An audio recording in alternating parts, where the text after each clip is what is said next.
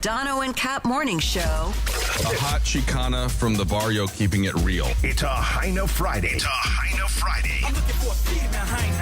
It's a Hyna Friday. A hot Chicana from the barrio keeping it real. Not a Hyna that smokes that juice. You suck and you're gutless. I want to suck your blood.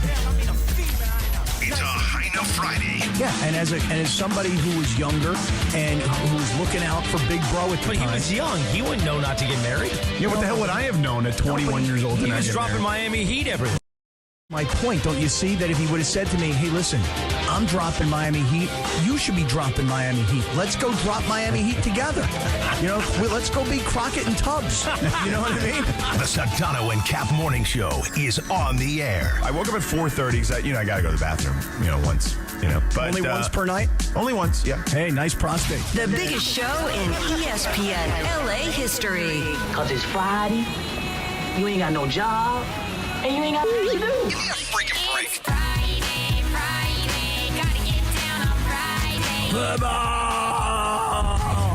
How'd you say his name? Asminger? Assminger. Thank you for letting me share in your aura. Did you have me on your show to berate me? Is that what you're doing now? Scott Kaplan, eat a fat one, bro. The Sedano and Kap morning show on 710 ESPN. The all-new ESPN LA app and on YouTube at ESPN Los Angeles. My girlfriend Jean went to Korea and had salmon sperm injected into her face. Beautiful. Okay, so Let me tell you something, Mean Gene. That salmon sperm's going to make all the difference tonight, brother. We're bigger than U.S. Steel. Right now. Wow, that's crazy. Well, you want to woo-woo? Bit Boy. It's a Hyna Friday. Hey, what's up, everybody? It's Hyna Friday here in the Sedano and Kap morning show. This is Pepe Mantilla, your Spanish voice of the Los Angeles Lakers. Well, I don't know if that's humility or humble, but I definitely a good job, try to be humble. And it's a Hyna Friday. You don't know what's going to happen on a day like today. Hi, this is Dr. Sarudi. Ba-da-ba.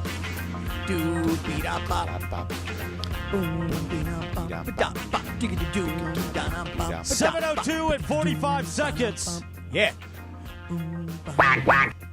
I'm waiting on my own quack quack. There's no Look at Jorge you go. today. Look at you go. You're like a guy who's in a band playing keyboards with keyboards all around you, man. Look at you. You're doing it all by yourself. And my whole body's wet because it's pouring rain. It is brutal outside. Oh, my God. And apparently Parker couldn't get through security, so Reese is here on the social team. We love Reese. What kind of security?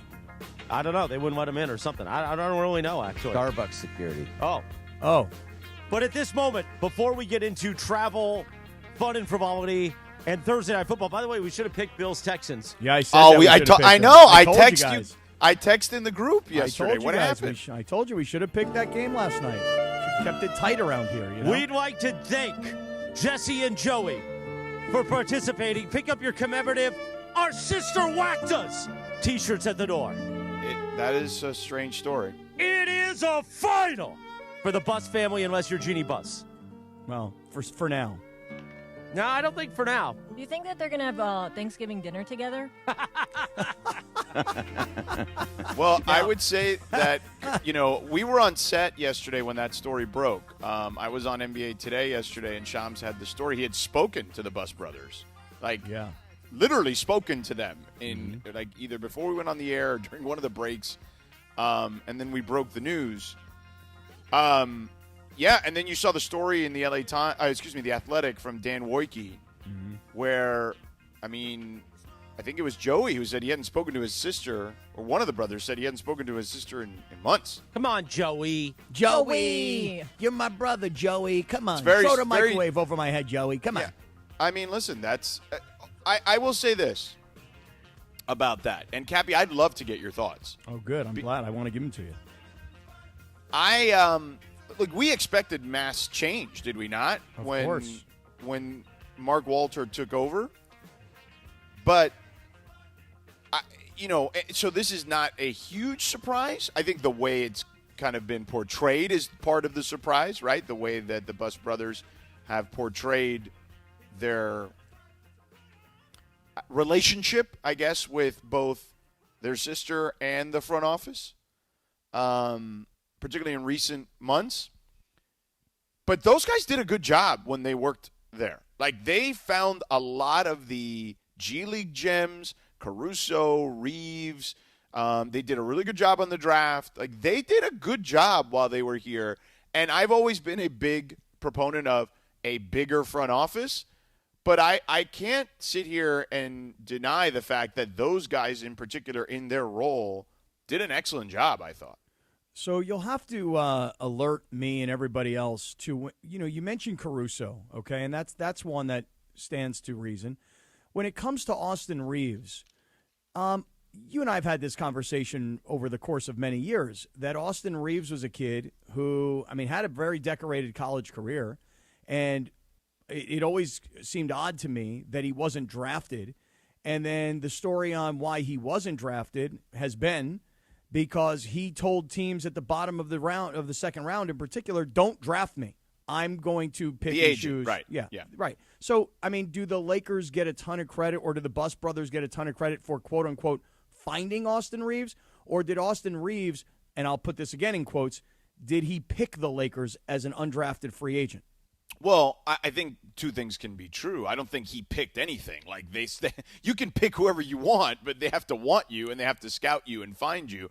And he was not a given to be drafted necessarily, even in the second round, although there was some momentum that was a possibility.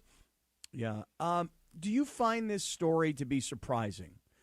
No, I told you what I know, literally just said. I don't find it surprising, but I think that the way it's been portrayed, to me, that's a bit of a surprise. Sure. Okay, for me, it's not a surprise at all, and I'm gonna give you why, and this may seem a little out there for you. Okay, I'm ready for it. Okay. Look, first and foremost, I've always had this perception that the only Buss family, or the only kid of Dr. Jerry Buss that everybody really believed in was Jeannie. Like, I've always kind of had this perception that these brothers were kind of always known as doofuses. No. Again, I'm telling you, that's a Jim Buss thing, and the other older brother. These two have been good at their jobs. Okay, and there are a lot of them. There are a lot of these kids, and Dr. Buss had many kids with different women, et cetera. So I know what you're getting at. The boys, the older boys. Yep. Jim, and I forget the other brother's name.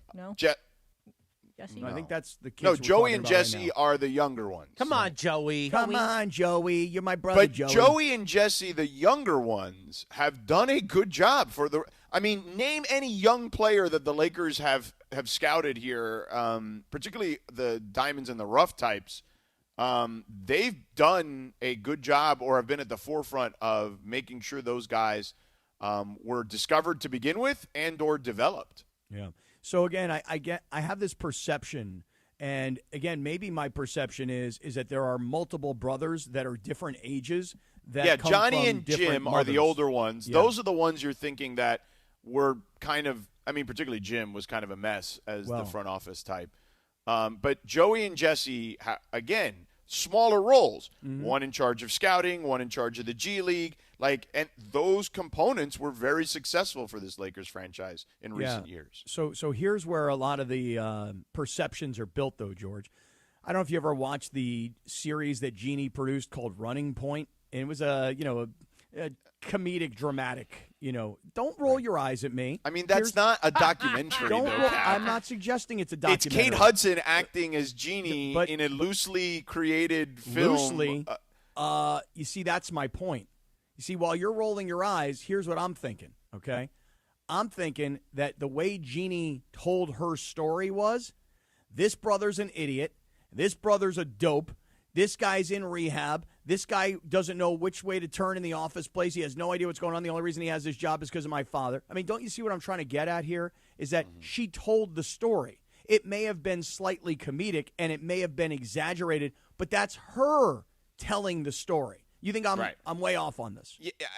Yes, Cap. I don't think that we should take Running Point as some sort of gospel. Is what I would say. That's not what I'm saying. That's not what I'm saying. Oh, by the way, it is Johnny, John or Johnny, Yeah. Jim, Jeannie, Janie, Jesse, and Joey. Those are the siblings. Joey. Johnny Come on, tried to run Joey. for president at one point. Yes, right. Isn't Janie in charge? My buddy of, Anthony Irwin texted me that. What's that? Janie she does like philanthropy stuff, right? Yes. Yeah. Let me tell you what Janie Was that the did. loss? But anyway, so Cappy, are you trying to explain to me you think Running Point is some sort of like deep dive into how the family dynamic works? Very much so. Oh, come on. No, I'm very serious. Why would she do that? Cap, because she likes Kate Hudson, and it was produced by Mindy Kaling, and and it was like a fun way to portray her life. Right, exactly. So her but life. it's a comedy. It's not all real. Like, no, I'm not. Wait, George, please don't misunderstand what I'm trying to say here. Oh, we saw Sedano's bed in the one shot. I know, love I it. see that. Yeah, I know the bed in the background. I like that. I'm It's not made. saying it's a documentary, and I'm not saying it's real. I'm saying it's her interpretation. No. It's not. It's not. Cap, okay. to some extent, maybe a tiny smidge. How do but you know? Jesus Christ, because there's comedy writers, Cap. Is it based on a true story, Cap? Is that what you want? I'm saying that the story is, here's this woman. She's the owner of the team. Is this a bit? Did you do this to piss me off because I'm on little sleep this week already? Chris warned me. Chris told me that you were very upset this morning, having something to do with an alarm clock. And I thought we don't have you that long today. Well, I just want to be clear. Yeah. Since I'm already stressed out having to do both jobs, right. I had nothing to do with the bit. I did tell him, Sedano's got something with the clock. We should bring it up. Yeah. But I didn't tell him to go bit on you. Yeah, well, I'm going bit on you. Cap, I could see, like, the Kate Hudson thing being, like, the way Jeannie sees herself. Right. But, like, the rest of that story is not necessarily a gospel, is my point. Okay, and I'm saying to you, I'm not telling you it's gospel. I'm trying to explain something to you. If I'm Jeannie and I'm going to produce a sitcom about my life, loosely based on my life, and I've got these two brothers that are both part of the ownership of the team, you know what? I'm the executive producer. I'm the one who's telling the story. And here's how I portray these two. Right, but the brothers in the story are the ones that are her age. I understand that, and that's what we're talking about. I said, and that's why I said that's where. But my that's not what we're perception- talking about. Jesse and Joey are the younger brothers. I understand that. What I'm trying to say to you is that in family dynamics, there were multiple kids, multiple generations, different mothers, and my perception is based in part on watching how she portrayed her brothers, perhaps the older brothers in this case, in her sitcom. Now, bring it back to these guys, and let's question this. Should we all be surprised? And when I say we all, should the brothers be surprised that they were whacked yesterday? Look, no, they were telling you they weren't surprised because they hadn't talked to anybody in months. Right, and then the way Shams reported the story yesterday was one of the brothers, and I'm trying to remember the exact quote. It was something like, she saved herself and fired everybody in her family. Does that sound about familiar to you? Mm-hmm. That's kind of the way Shams reported it, right? So, what would Dad think? What like my dad said that we were supposed to run this part of the Lakers. Well, guess what? Hey, screw you, Dad. Guess what? Dad's no longer here, okay? And the organization has been sold, and by all reports, you, the brothers, did not want the organization to be sold. Why do you suppose they didn't want the organization to be sold? I mean, just take a guess. Because they were the next in line. Well, right, and Lindsay just said it. They were going to run the whole thing. Right. So the whole mishpucha. They don't want the organization to be sold. They opposed the sale because this is what they do. And without the Lakers, what are they going to do? It's kind of like an episode of Succession there at the end. So I can't believe how much how much reaction these guys had. Your company was sold. You guys were the top of the food chain. Somebody else is moving in to take over and add to what the organization does. Guess what? You're both fired. Get out. And for me, I don't get out. I don't really think Jeannie's long for this thing. It's just my own prediction. I think she is. Yeah, why is that? I think she's around for 4 years at least, just as the front person. Yeah, she has set herself up in a way that, and I don't mean this like in a derogatory fashion.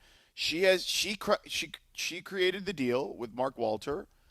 She had the ability, because of the way she's run the franchise previously, to position herself as by far the most competent of the family. So, sure, even though I would say the two younger busboys have done a fantastic job, but in a very small role. You know what I mean? Like, so, yeah, like, of course, you know, she would be the one to be the last person standing. Understandably so. And Ramona was on Mason and Ireland yesterday and was saying that no matter what, everything that she does from here on out, Mark Walter is involved with. Of course. Every conversation, Mark Walter is a part of. Of course. So, and Cap, by the here's way, the thing. If she's not running anything, meaning she's not making basketball decisions, what is the benefit for Mark Walter to show her the door? Everybody would get outraged. It would just be sticky. Why not just let her be the front person? She keeps being the face of it. Bring Magic around, because now just like when the Dodgers came to the Lakers game that night, you saw Magic you saw Mark Walter, right? Mark Walter, if you notice at parades and celebrations, he doesn't want to be the front man. He's the business guy. So let her ride into the sunset. Let everybody be happy. She gets to be the last bus standing. She can always say that now. And let it be. Everybody will be smiling, and he can be bringing in the Andrew Friedman type. Now, if you're Rob Pelinka, I would be scared. Oh, if I'm Rob Pelinka, I'm very worried. Now, just back to Jeannie really quick. My only thought is that I don't think Jeannie is going to be long for the job, meaning I think when the initial discussions were being presented publicly that the Lakers were actually sold, the story was something like she was going to stay on for 5 years. Well, that happens all the time in business. People sell their businesses and they're the CEO and they've got a deal where they're supposed to stay on for 2 or 3 years to help transition, and they get about 6 months into it and they go, this sucks, and they bail. Or the company goes, you know what, we don't like you around anymore, so get out. I just don't think Jeannie will be with the organization that long. It's just a guess. It's not based in any reporting of any kind. I am with you, though. I think Mark Walter says, hey, since we're reorganizing the whole scouting department, George, to your point about making it all bigger, this was the conversation from the very beginning, remember? They can't spend more than other teams, per se, but they can do the things outside of salaries that can make the organization and the basketball product that much better. If I were Rob Pelinka, I'd be real worried. And if I'm Jeannie, I don't think I'm sticking around for the next 5 years. Just a guess. You know who's going to be with us for the next 5 years? Tell me. That man, Jacob Emrani. Shit on it. Oh, wow. I love it. And listen, you get into an accident, you know who to call, man. You call Jacob. Tell him Sedano, Mason, Cappy, and the whole crew here at 710 sent you. Because, every day, Cappy, someone in L.A. gets hit, hurt, today, and left wondering, what now?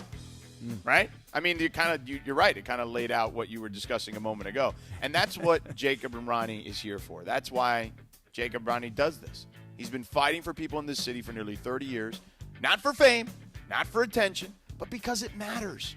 When you're in pain, when you're scared, when your life flips upside down, you need someone who shows up, and that's why you call Jacob. And now there's a new number you'll never forget. Cappy, have you heard this new number? It's so easy. And a guy like me, George, I don't have the bandwidth to try and put new numbers into my head. Yeah, so Jacob has made it really, really easy, even for guys like me. Yeah, it's 800-345-6789. So easy. It's let me hear that one more time. 345-6789. 800-345-6789. People all across LA are saving this number, teaching it to their kids, putting it in their phones. With the kids, it's easy because it's 800-345-6789. Oh, hey. Yeah. Aren't you clever? Yeah, because when the moment comes, you want Jacob on your side. So call him at 800-345-6789. And that's not just a number. It's peace of mind. It's power. It's protection. 800-345-6789. And Jacob's team, the best in the city, no fees unless Jacob wins. Call him at 800-345-6789. And visit him online at calljacob.com. 800-345-6789. Call Jacob. All right? Call him. 7:19. Good morning. Good morning. Let's stay here for a few minutes. All right, let's do it. So, George, again, I'm saying to you, I don't think it's far-fetched to not assume, but to think forward and ask yourself, if you're Mark Walter and you've got Magic Johnson riding shotgun. How long is Rob Pelinka for his job? Well, wait. And honestly, I don't even know if there's anything he's got Rob an Pelinka extension. can do. I mean, but for whatever that's worth. Well, Rob Pelinka just pulled off like one of the best trades ever in the history of any sport. Oh, please. Rob He Pelinka did. pulled this off, really? We're giving Rob Pelinka credit for this trade, really? Well, I mean, he did. I don't think anyone else would have, right? I will say this. He did not. Yes and no is what I would say. He didn't. No one else had that relationship. He held on to Austin Reeves was the biggest part of all of that. Yeah. He somehow convinced Nico Harrison to not ask for Austin Reeves or the second first-round pick that they had. Rob Pelinka W. Or maybe Nico's just not really very good at what he was doing, which initiated this entire trade in the first place. Two things can be true, Cappy. Wait, what? 6, 7. Okay. Right. Rob somehow used the Jedi mind trick on Nico, and I'm telling you because I know how all this was played out from the Dallas side. Yeah. Much to the chagrin of some people over there. And yeah, like he convinced him, like, oh yeah, we can't talk to him, man. Can't give you that next pick. Can't give you Austin Reeves. Sorry. If we can't talk to him about an extension and got to keep it quiet. And Nico was like, okay, golly gee, that's what we'll do then. Well, did he actually say golly gee? Golly gee. No, definitely did not say golly gee. He said golly gee, but way better. That is a quote. That is definitely a quote. He never said golly gee. That is not a direct quote. Chris asked the question, why would you, because I am of the opinion that Jeannie will not extend for the next 5 years. I'm of the opinion it'll last a year or two, and that'll be the end of it. But that's just an opinion. And then Chris asked, well, why would Mark Walter do that? I mean, it would be bad publicity. Because she is the one that is well-liked, well-respected, etc. And the only reason I think that is because Mark Walter doesn't have to really worry about that as much. 2 reasons. One, he is a championship owner in this city, and people believe in him. That's number one. And number 2, he got Magic riding shotgun. So decisions that might be made eventually, whether it's Jeannie's decision to bounce or it's Mark's decision to say, hey, could you kind of leave a little early, I don't think Mark Walter has to worry about bad publicity because he is a loved owner based on back-to-back Dodger championships. So if it were somebody random from out of town that was worried about publicity, I would completely buy into that theory. My theory is that he's already royalty in L.A. Yeah, but the last time we saw Magic involved with the Lakers, he was bailing after drafting Lonzo Ball and telling us, he was going to be the next Kobe Bryant. I'm not going to be here. Wasn't he a bad GM? Yeah, he was not great. I mean, I'm not suggesting that he takes over, by the way. That's not my suggestion. But Magic and Walter are What is so your close. suggestion exactly? My suggestion is that Walter and Magic could together be making decisions that could, A, have Rob Pelinka no longer with the organization, depending on how things go, I suspect. I'm sure they're probably analyzing and watching this season. And then secondarily, I would say that if Jeannie is not the governor for the next 5 years, it's because Mark and Magic are consulting with one another. That's my guess. I think Mark is a smart enough businessman, as he's shown, to know that Magic is a great publicity person. Nobody walks in the room and owns the room like Magic. You need somebody to run basketball operations, and I think he also knows Jeannie's not that person either. So it doesn't hurt you in the city of Los Angeles for her to be in her seats for the next 5 years if she wants to be. I think Sedano, I would really want to know how viable do you think it could be that the Lakers could go out and find somebody like Sam Presti, maybe pull him from OKC, somebody along those lines that is a really smart. No chance because of where they are within the space of championships and still having so many drafts. Sam Presti? No chance. No, it's like somebody like Sam Presti that can build a someone team like from him, maybe. I don't know. I mean, everybody used to think Bob Myers would be the guy, and then Bob Myers got hired by Josh over there on the East Coast, and he's running like 5 organizations now. He's running his entire empire. So you got to compete with that. You know what I'm saying? Like, I think that if you're going to hire – I shouldn't say no chance, okay, on Sam Presti. But I don't believe that to be the case. Well, think about it from like the Dodgers. But hold on. Yeah. Chill, Bergie. Relax. It's his show. He talks. No.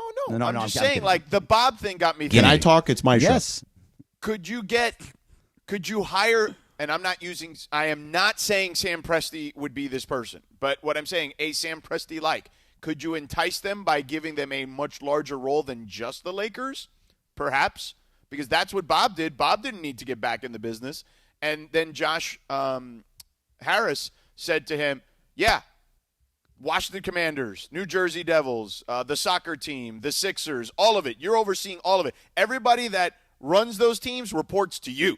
Like, that's a different deal. You know what I'm saying? Like, you know, but I don't know if Mark Walter's going to be willing to give up the empire to somebody just to give them the Lakers job, is what I'm saying. So and Kevin Demoff is that sort of sports executive where he now runs, you know, all of what Kroenke does in terms of sports. Right, the Nuggets too, correct. Right. And so, you know, I think what Bergie's asking though is there a basketball executive that is a comp to an Andrew Friedman? So not somebody that's going to run all of these different properties, but right, rather but just a specific Laker person. I don't know. Like, see, like Masai Ujiri used to be that was the big name for a long time. But also think about it from the baseball perspective. In this, Andrew and Friedman, he would be the big name because still now. I just think him and Toronto just had a falling out. But you know, I mean, he clearly knows what he's doing. I mean, that Denver team that ended up winning the championship was built by Masai initially. He drafted Jokic. You know what I'm saying? Like, and a number so he's of those, a possibility. Where's he now? He's just chilling, probably by a beach somewhere. Okay, so that's a possibility. But even like the Presti portion of it, Andrew Friedman came from Tampa Bay. Tampa Bay was going to World Series. They were really building up, getting better and better and better, and had all the resources. He left because Tampa Bay is not Los Angeles, and he came to Los Angeles because to work with Mark Walter and to build a program for the Dodgers.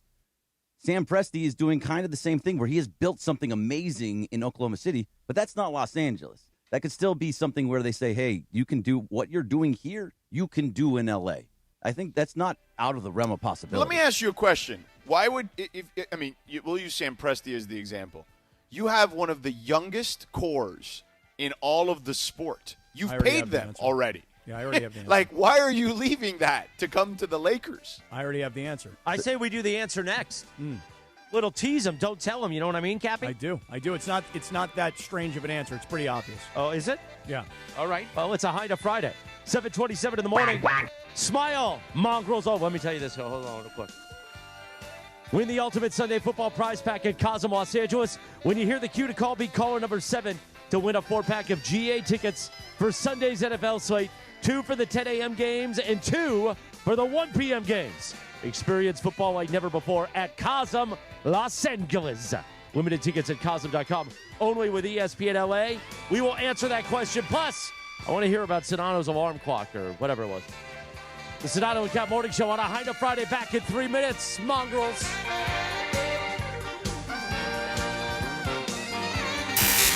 The Sedano and Kap Morning Show. We'd like to thank our founding partner, Cadillac of Beverly Hills. Cadillac of Beverly Hills. Experience luxury at the top of its game. Visit CadillacBeverlyHills.com. This is the Sedano and Kap Morning Show. Have you heard the refinancing rule of thumb that says you have to drop your rate at least 0.5% to refi because it'll take several years of savings to recoup the closing costs for a refi? The Loan Exchange says the rule is nonsense. With a Loan Exchange free closer, you can lower your rate without paying any cost whatsoever. That's right, lower your rate with no cost and your balance doesn't go up. You start saving on the first day you have the loan and every day thereafter. If you decide to move next year or rates drop further, you can exchange that loan for another without losing a dollar that was tied up in closing costs. Today's 30-year fixed-free closer rate in APR is 5.875%. So if your current mortgage rate is higher than 5.875%, give the Loan Exchange a call at 855-752-9944 or log on to theloanexchange.com. It won't cost you a thing. NMLS 1637539. Loan subject to credit approval. See website for licensing information, loan terms and conditions. Equal housing lender. Call 855-752-9944 or visit theloanexchange.com. Officer, could I get your perspective as a man of the law? You know I'm a mall cop, right? You see this Hyundai Santa Fe? I only paid for it. Whoa. Right? I'm not in trouble, am I? Deal's so right, it almost feels wrong. The Hyundai Getaway Sales Event. Get 0% APR for 60 months, plus 0 payments for 90 days on select Hyundai vehicles. See your SoCal Hyundai dealer. Offers end December 1st. Call 714-568-7676 for details. Think Verizon, the best 5G network, is expensive? Think again. Bring in your AT&T or T-Mobile bill to a Verizon store today and we'll give you a better deal. Now, what to do with your unwanted bills? Ever seen an origami version of the Hollywood sign? Jokes aside, Verizon has the most ways to save on phones and plans where everyone in the family can choose their own plan and save. So bring in your bill to your local LA Verizon store today, and we'll give you a better deal. Rankings based on root metric true score report dated 1H2025. Your results may vary. Must provide a postpaid consumer mobile bill dated within the past 45 days. Bill must be in the same name as the person redeeming the deal. Additional terms apply. Michelle's Moment here for Gainbridge and their Give Back program, Gainbridge Assist, powered by Parity. Gainbridge and Gainbridge Assist, powered by Parity's goal is to empower girls and women through sports and education, providing 32 organizations in 21 states $222 of grant funding during 2025. These grants aim to level the playing field and expand access to sports and education for girls and women across the country. Here's to a future with no limits for women's sports with Gainbridge and Gainbridge Assist, powered by Parity. Feeling stuck on your own 10-yard line in the career game? Maybe it's time to just go for IT. My Computer Career has the game plan to score a rewarding new IT career in months. Whether you're a rookie, a breakout career changer, or a military veteran ready to serve. Why spend years chasing a college degree when you can fast-track your future in IT starting now? Take your mark, get set, go for IT. Take the free career evaluation at mycomputercareer.edu today. Financial aid is available to those who qualify, including VA benefits. You're hanging out with the Sedano and Kap Morning Show. By the way, speaking of tap it, go tap the like button, you mongrels. Yeah, tap that like button, mongrels. Let's go. More Sedano and Kap right now. Let's get physical. Yeah, physical. Come on. I want to get physical. I think I wanted to get physical with you, Cappy, when you were suggesting Running Point was a documentary. Not what I said. Don't misquote. Don't misquote the brother. What are you, part of the media? You're gonna misquote me? Come on. 7:31 on a Hyna Friday on this day in 1981. The number one hit, Olivia Newton-John, Physical, Cappy. There's nothing to go with. We lost her in 2016. I didn't have that in front of me. Oh, okay, gotcha. It is a fight. Oh, I'm sorry. Yeah. We lost her in 2022, actually. Okay, gotcha. Thank you. Today is also National Gingerbread Cookie Day. I like gingerbread cookies. You like that? Nah, not my favorite. Oh, I like gingerbread. It's okay. I mean, yesterday we were talking fudge, and I was like, I'm not that into fudge either. I mean, fudge is okay. I like chocolate, but I don't love fudge as much. Yeah. Oh, you missed your boy Evan yesterday. Evan jumped on yesterday from Unsportsmanlike and was hyping up M&M's versus peanut M&M's. And I just didn't have the heart to tell him, if Sedano was here, he'd crush you, Ev, because milk chocolate is for children. Honestly, I eat milk chocolate now, and it doesn't taste good to me. I actually have to agree now. And I was a big milk chocolate guy, but then, I don't know if you know, I almost died. Doesn't taste good. 732, yeah. No. Dark chocolate has no sodium, so I started getting into dark chocolate. Now I can't go back. Milk chocolate makes me feel like a juvenile. Well, let me ask you something. It tastes. It's just a lot of sugar. What kind of chocolate you think is on? What kind of chocolate you think are the Kit Kats that you like to eat? So guess what? You know what they make? Tell me. Yeah, you make dark chocolate ones. Dark chocolate Kit Kats. Yeah, they do, buddy. Do we have them? Do we have them at the station? Do we have the dark chocolate ones? No. That day you saw me eating a Kit Kat, I was stressed out, and I can't have a drink or a cigar. Or a Zin. So guess what? I'll shove that Kit Kat down my throat. Even with milk chocolate. I don't care. Yeah, exactly. I understand. Meanwhile, let's pay off that tease. So you asked the question. The question was, why would somebody... Sam Presti. Berg, you want to set it up, though? Go ahead. Yeah, I'm just saying, why is it so far out of the realm of possibility that Sam Presti wouldn't leave OKC to come to L.A. if you give him the keys to the castle? Okay, well, the keys to the castle, let's just call it the Lakers or the castle, not beyond the Lakers, okay? He ain't got nothing to do with the Dodgers. All he's got something to do with is come in here and bring your expertise and do to the Lakers what you did to Oklahoma City, okay? And that would be great for me because I'm the guy who wants to play the Luka long game. Nonetheless, it's real simple, George. If Sam Presti were making, hypothetically, $5 million in Oklahoma City, and you would be willing to pay him $12 million or $14 million, or, hey, name your price, what's it going to take to get you out of Oklahoma City and do what you did here, then it's a money thing. And, I mean, I don't know that many people that would say, you know what, making $5 million in Oklahoma City is awesome. $12 million in L.A. sounds a lot better. I don't want to hear about state taxes and all the nonsense. I'm just saying that the money will talk. Yeah, not everybody is motivated by money like you are, though. You don't think that the difference between $5 million and $12 million and the difference between the Oklahoma City Thunder but you act like the guy in brand? Oklahoma City doesn't have as much, doesn't have a ton of money, too. You know what I'm saying? Like, he could pay Sam Presti whatever he wants. Well, good for Sam Presti. Good for him. Hey, if the Lakers come calling and the Lakers, start, whipping out the checkbook, and the guy in Oklahoma City goes, "I'm not letting you leave." Oh, well, it was time for him to whip it out. Whip that thing out. Whip out that checkbook. So, for me, the answer is simple. It's not like the guy in Oklahoma City's not worth $5 billion or whatever, too. You know what I mean? Mark Walter's company is worth more for sure. But, yeah, here's the thing. Forget about that. He has created a team, which, by the way, he created a team before that just didn't win the title. They came up just short.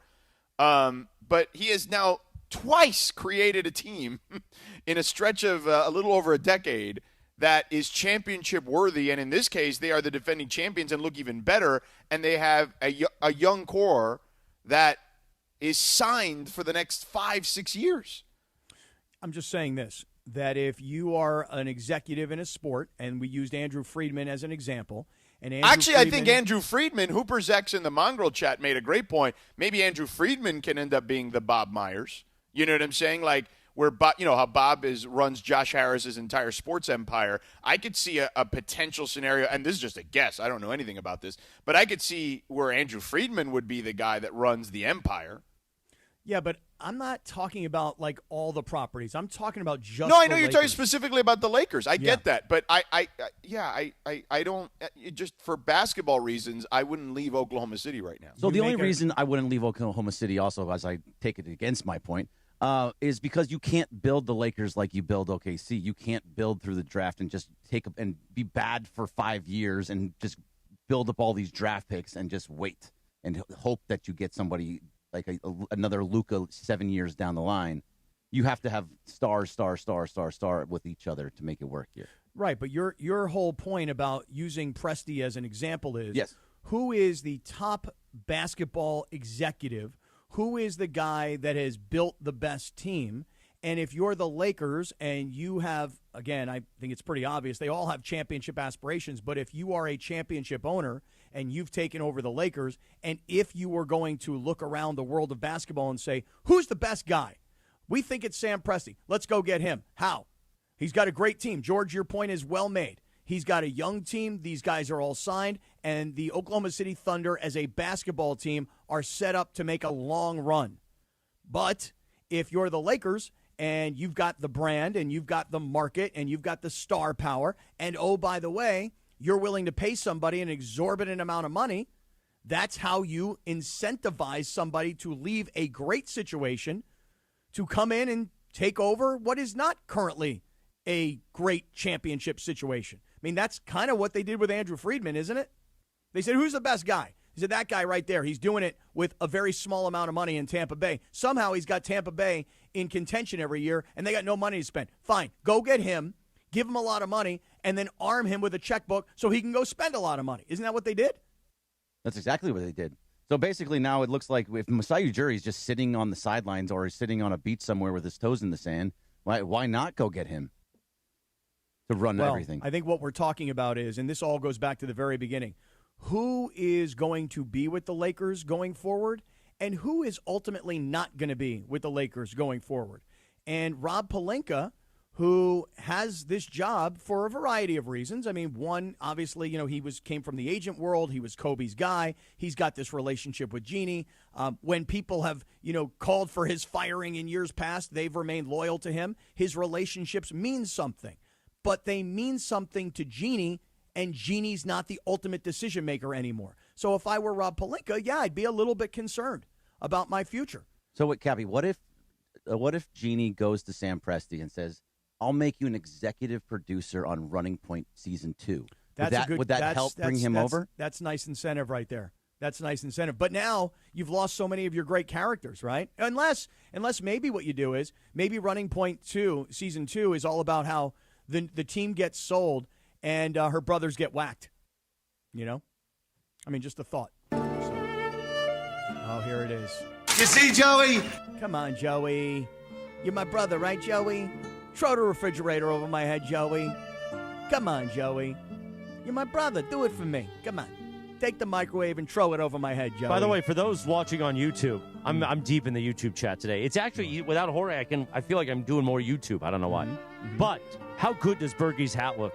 Looks good. That was a nice Good on a gift. Friday. That was nice gift somebody got you. Who got that for him? You said there's some kind of story behind this. Can you tell us about it?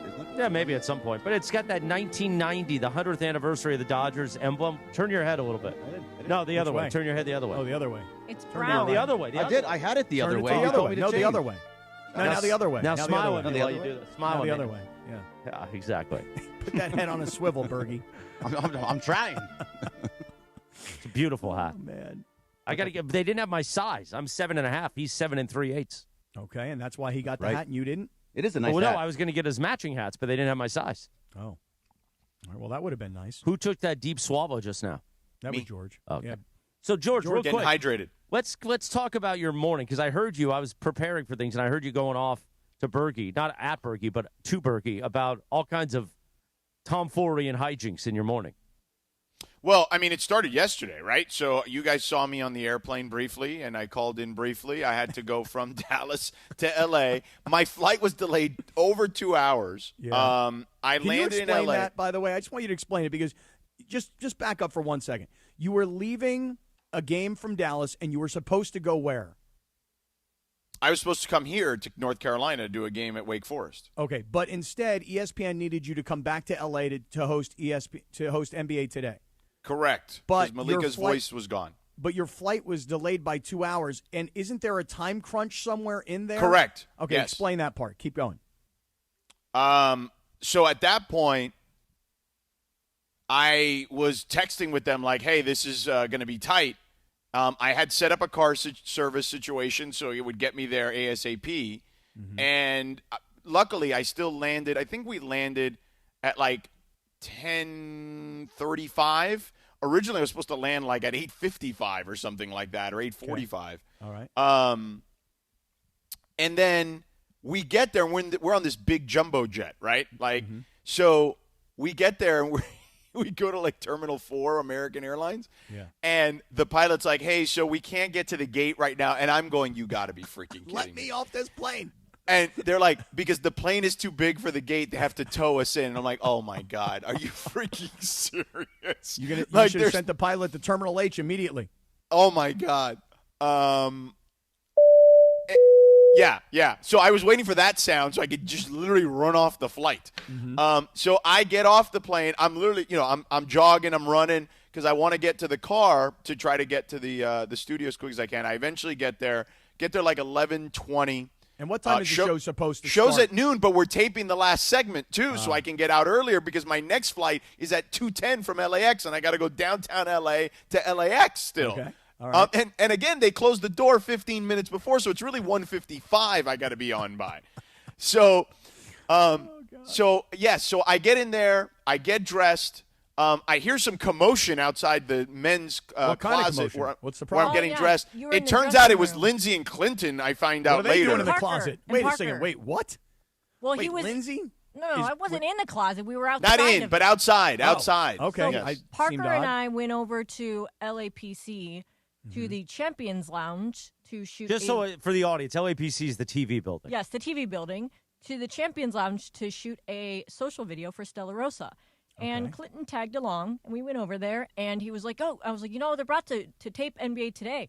So we walk over there into the makeup area, and we're like, oh, where's George? And they were like, oh, he's next door. He's in the getting dressed over here. And we waited there for like a good 10 minutes. I was like, you know what?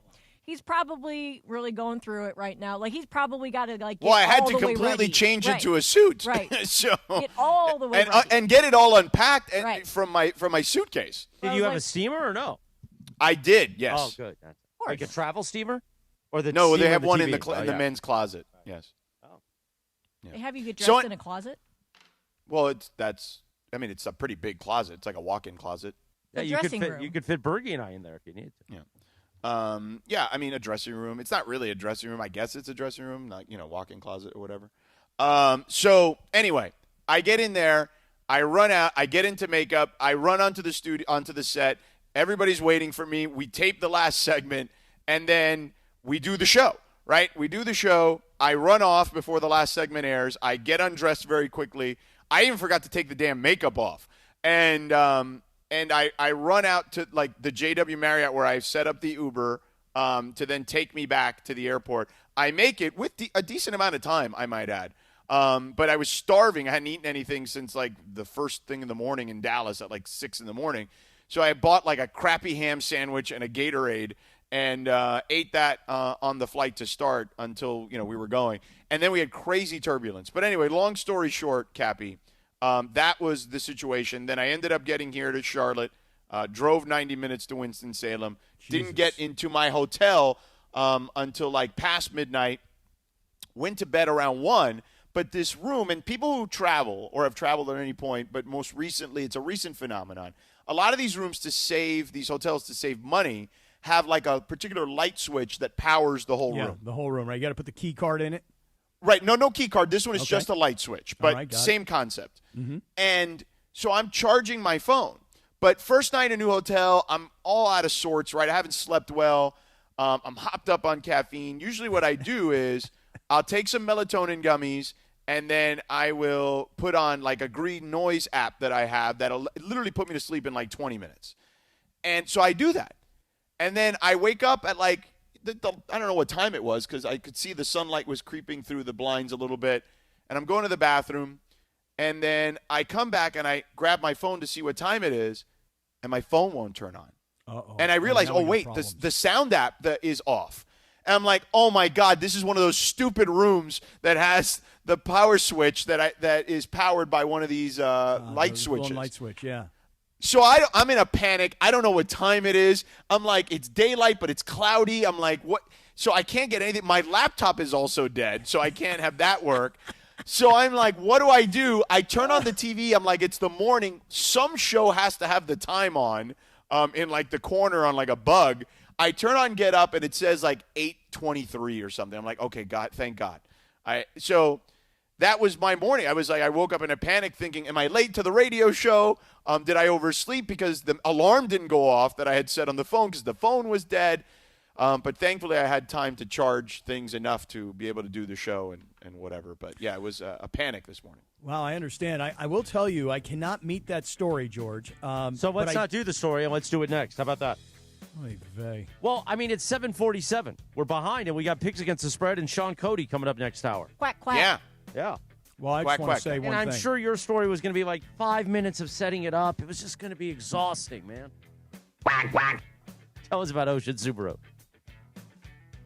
I think I want to tell you about my story instead. That's fine. So when we run over, that's fine. We'd have to do like 30 minutes of commercials from 8:30 to 9. All right, I'll tell you what I'll do. I'll meet you in the middle. I'll tell you the story of Ocean Subaru. How about that? Oh, there we go. Yeah. You know, it's time to celebrate the 2025 Subaru Share the Love event, and our family at Ocean Subaru of Fullerton is here to help you out. So now, this is amazing. Now through January 2nd, buy or lease a new Subaru, and Subaru, along with Ocean Subaru of Fullerton, will donate $325 to a charity of your choice, like, for example, the Women's Club of Fullerton. We worked with them last year. They're dedicated to empowering women in the community. So get in on this soon, everybody, because you too can be in one of these incredibly sporty, safe, high-tech Subarus, and also you can help make a big donation to a charity of your choice. You know, the Subaru Annual Share the Love event is in its 18th consecutive year, and this year we want to reach more than $350 million in donations. So here's what I want you to do. I want you to go to Ocean Subaru of Fullerton. I want you to see Omar and his team. You are going to love these guys. And right now I can tell you that I'm in the Forester, and on a day like today where it's rainy and it's cold and it's slick on the streets, I am so happy to be in such a safe vehicle. Go to OceanSubaruOC.com for more information. That's OceanSubaruOC.com. We are conveniently located at 1100 South Euclid in Fullerton. We're right off the 91 freeway. No way to miss us. Ocean Subaru of Fullerton, where every journey starts with love. OceanSubaruOC.com. That is the story of the Share the Love event at Ocean Subaru. Thank you, Cappy. 7:49. Quack, quack. And it is a Hyna Friday. Celebrate respectfully in the rain, please. By the way, it's game time at Cosm with ESPN LA and Bud Light. Join us this Sunday. It's starting at 10 a.m. for the Bud Light Football Face-Off Tournament. Compete for a shot to win an all-expenses-paid trip to Las Vegas for an epic watch party. It's epic, Jack. You must be 21 or older, so grab a Bud Light and take your shot at glory at Cosm in Inglewood this Sunday, the Bud Light Football Face-Off Tournament. Bud Light, easy to drink, easy to enjoy. When we come back in about 3 minutes, we will get that story from Cappy. Plus, picks against the spread. Are we going to do Buffalo and Houston? I don't know. And Sean Cody's going to join us. Plus, Clinton Yates ahead, Sammy Batesh, and more. It is a Hyna Friday on the Sedano and Kap Morning Show, Mongrels. USC fans in the OC, let's go! We're bringing the energy to Costa Mesa for the USC Oregon watch party at Mercado Northgate Gonzalez. Man, I love that place. So much good food. It's a great time and it's a party. I'm Bethel Duran. Join me this Saturday at noon as we watch USC take on Oregon in this Big Ten rivalry. Wear your USC gear. Come experience the authentic flavors of traditional Mexican food and enjoy an afternoon full of prizes. Food, USC football, Mercado Northgate Gonzalez, 2300 Harbor Boulevard in Costa Mesa. Hey guys, it's Sedano. The crazy Hernandez brothers at Hernandez Wholesale Flooring have wood. And not just little wood, but a lot of high-quality hardwood in all colors and lengths. If you need to lay down some new wood in your home, Hernandez Wholesale Flooring has got you covered. Visit their huge showroom right off the 5 freeway by Commerce Casino, or check them out on the web at hernandezwholesaleflooring.net. They even have carpet and artificial turf if that's what you prefer. All jokes aside, no gimmicks, no markups, just the best price on quality flooring at Hernandez Wholesale Flooring. This is the ZipRecruiter Rams Report.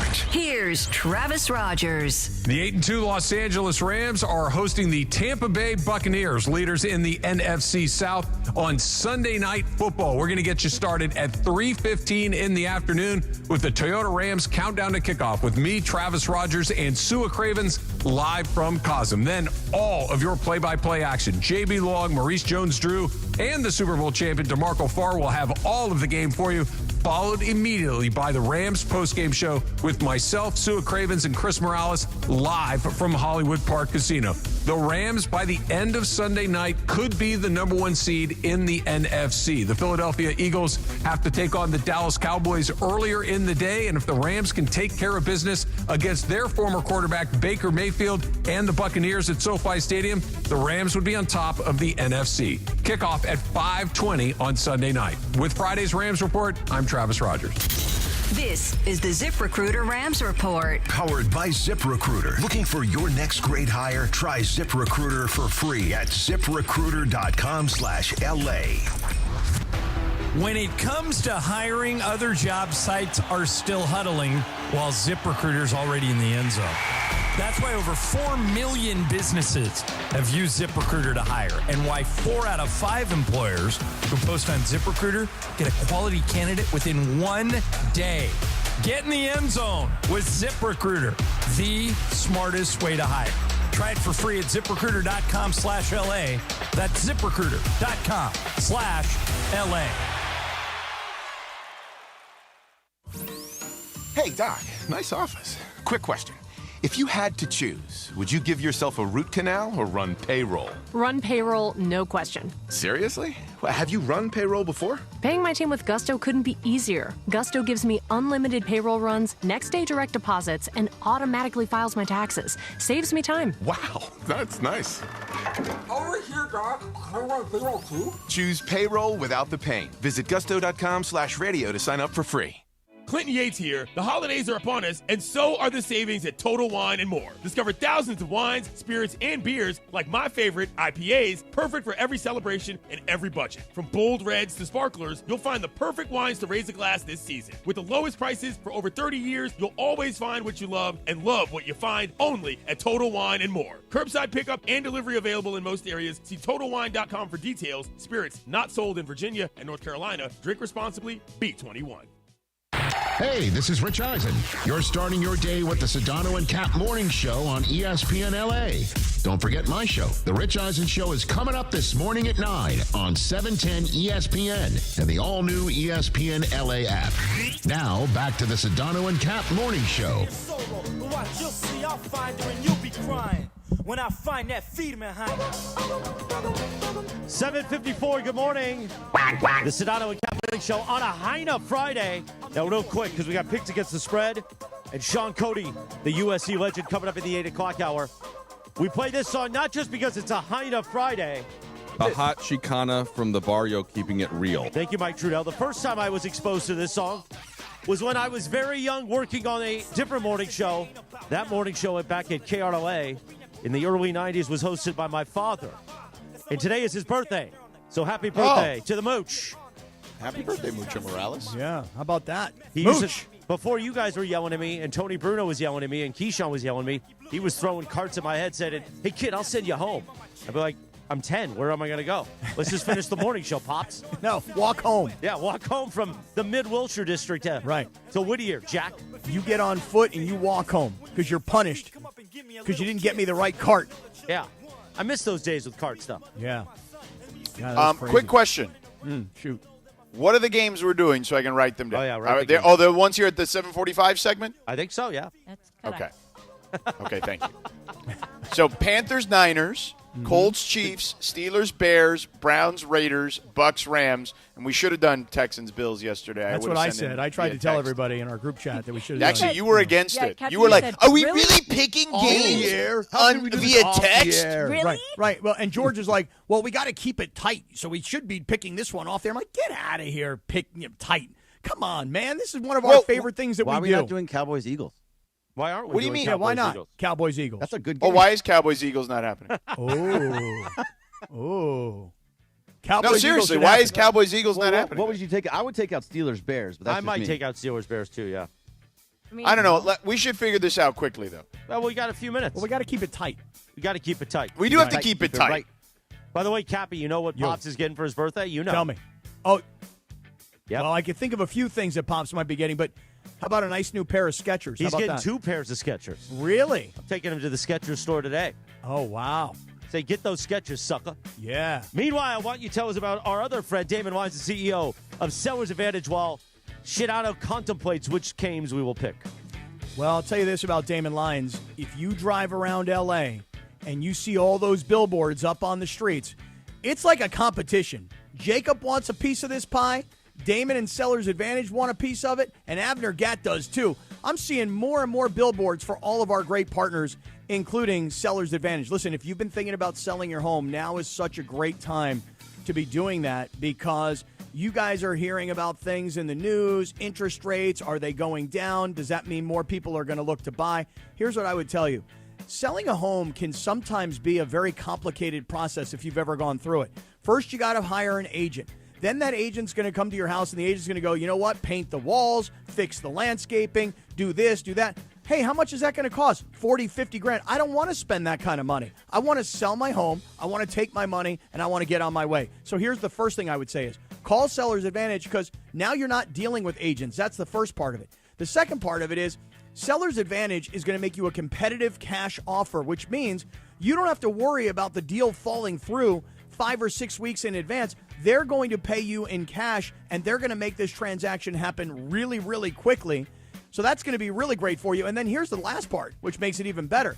Let's say you don't have the cash right now to say, I got all these moving expenses. Seller's Advantage will front you $20,000 to help you with all of your moving expenses or any other expenses that you might, incur. So listen, they've got an A+ rating with the Better Business Bureau. They've got all these great reviews for helping sellers throughout Southern California for years. And now this is the time to sell your home. And if you're going to do it, you do it with Seller's Advantage because it happens fast and it's cash. Here it goes. 888-390-AS-IS. That's the way we're going to buy your house. 888-390-AS-IS. Don't have to do anything. 888-390-2747 or visit sellersadvantage.com. Thank you, Cappy. 7:59 at 710 ESPN, KSPN Los Angeles. A Good Karma Brands radio station. Quack, Picks quack. against the spread next.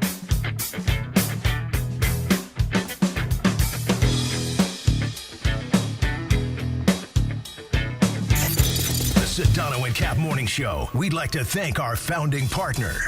Abner Gatt, your trusted Los Angeles public adjuster. Call Abner directly at 818-917-5256 for help with your insurance claim. This is the Sedano and Kap Morning Show. Hey guys, it's Cap. Here's the scenario. Your home is flooded and the damage is severe. Now it feels like your insurance company is turning on you. They won't approve a replacement living arrangement and the adjuster leaves you in the lurch. Take a breath and call Avner Gatt, one of Southern California's largest public adjuster firms. Avner Gatt knows how to fight back when your insurance company makes you feel like a criminal, leaving you with no hope of getting into your home and getting it all back together. With decades of experience and a passion for helping people, Avner and his family take the call themselves. So whether you have a toilet overflow, a broken water line, a burst supply line, a broken fire sprinkler, whatever the water damage is, you call Avner Gatt today at 818-917-5256, or you go to avnergatt.com. It's 818-917-5256 or avnergatt.com. You call, Avner answers, he says hello. Your claim is our game, avnergatt.com. I always give thanks for cash, but I'll never poo-poo a gift card from Mom. Now your top reasons to visit Morongo. Book a room with the view for as low as $129. Number 2. Morongo's got your Thanksgiving feast to go. Your choice of a whole turkey, glazed ham, or prime rib with 6 sides and dessert. Order yours now. And the number 1 reason. We're giving away a Lincoln Nautilus November 30th. Morongo, good times. Score a win this game day with Amazon Pickup. Need that new football jersey for the big matchup? With Amazon Pickup, you can collect your order from secure Amazon lockers or counters near you and on your schedule. Whether you're running from work, home, or straight to the tailgate, Amazon Pickup makes it easy and worry-free at no extra cost. Don't miss kickoff. Grab your gear and packages when it works for you. Find your nearest Amazon Pickup location at amazon.com/pickupmvp. That's amazon.com/pickupmvp. Did you know that 50% of foster youth leaving the system will become homeless right away? Did you know that 9 out of 10 girls selling their bodies on the streets or run away from the foster care system? It's time for us to stand up in LA County. Just $10 a month can help us reduce those numbers. Donate today at therightwayfoundation.org. The Sedano and Kap Morning Show. Shohei Ohtani. Officer, can I get your perspective as a man of the law? You know I'm a mall cop, right? You see this Hyundai Santa Fe? I only paid for it. Whoa. Right? I'm not in trouble, am I? Deal's so right, it almost feels wrong. The Hyundai Getaway Sales Event. Get 0% APR for 60 months, plus 0 payments for 90 days on select Hyundai vehicles. See your SoCal Hyundai dealer. Offers end December 1st. Call 714-568-7676 for details. Looking for paint that actually lasts? Vista Paint delivers expert quality, rich color, and pro-trusted durability, backed by over 60 years of experience. From your home to your next big project, we've got you covered. Vista Paint, since 1956. Every great team has its core players, but when the season gets tough, adding the right free agent can make all the difference. The same goes for business. At Robert Half, we found that 67% of companies surveyed plan to increase their use of contract talent to handle workload peaks and backlogged projects. With Robert Half's specialized recruiters experience, combined with our award-winning AI, you can quickly find the skilled candidates you want. At Robert Half, we know talent. Discover how we can help at roberthalf.com/talent. Switching to Progressive is a game-winning call. And that reminds us of other game-winning calls in the history of sports.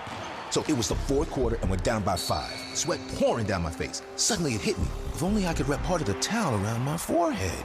And that's how I became the first basketball player to wear a headband. Okay, not really a game-winning call, but it was a good call. You can make one too. Switch to Progressive and you could save hundreds. Progressive Casualty Insurance Company and Affiliates, not available in all states. Mornings on ESPN LA will never be the same. Quack, quack. I get parents telling me all the time that the kids in the car love the quack. They're now into the quack, quack. Listen, I am a role model for the youth of America. Oh, we know that. The Sedano and Kap Morning Show is on. Back to Sedano and Kap. 8:04, good morning. The Sedano and Kap Morning Show on a Hyna Friday.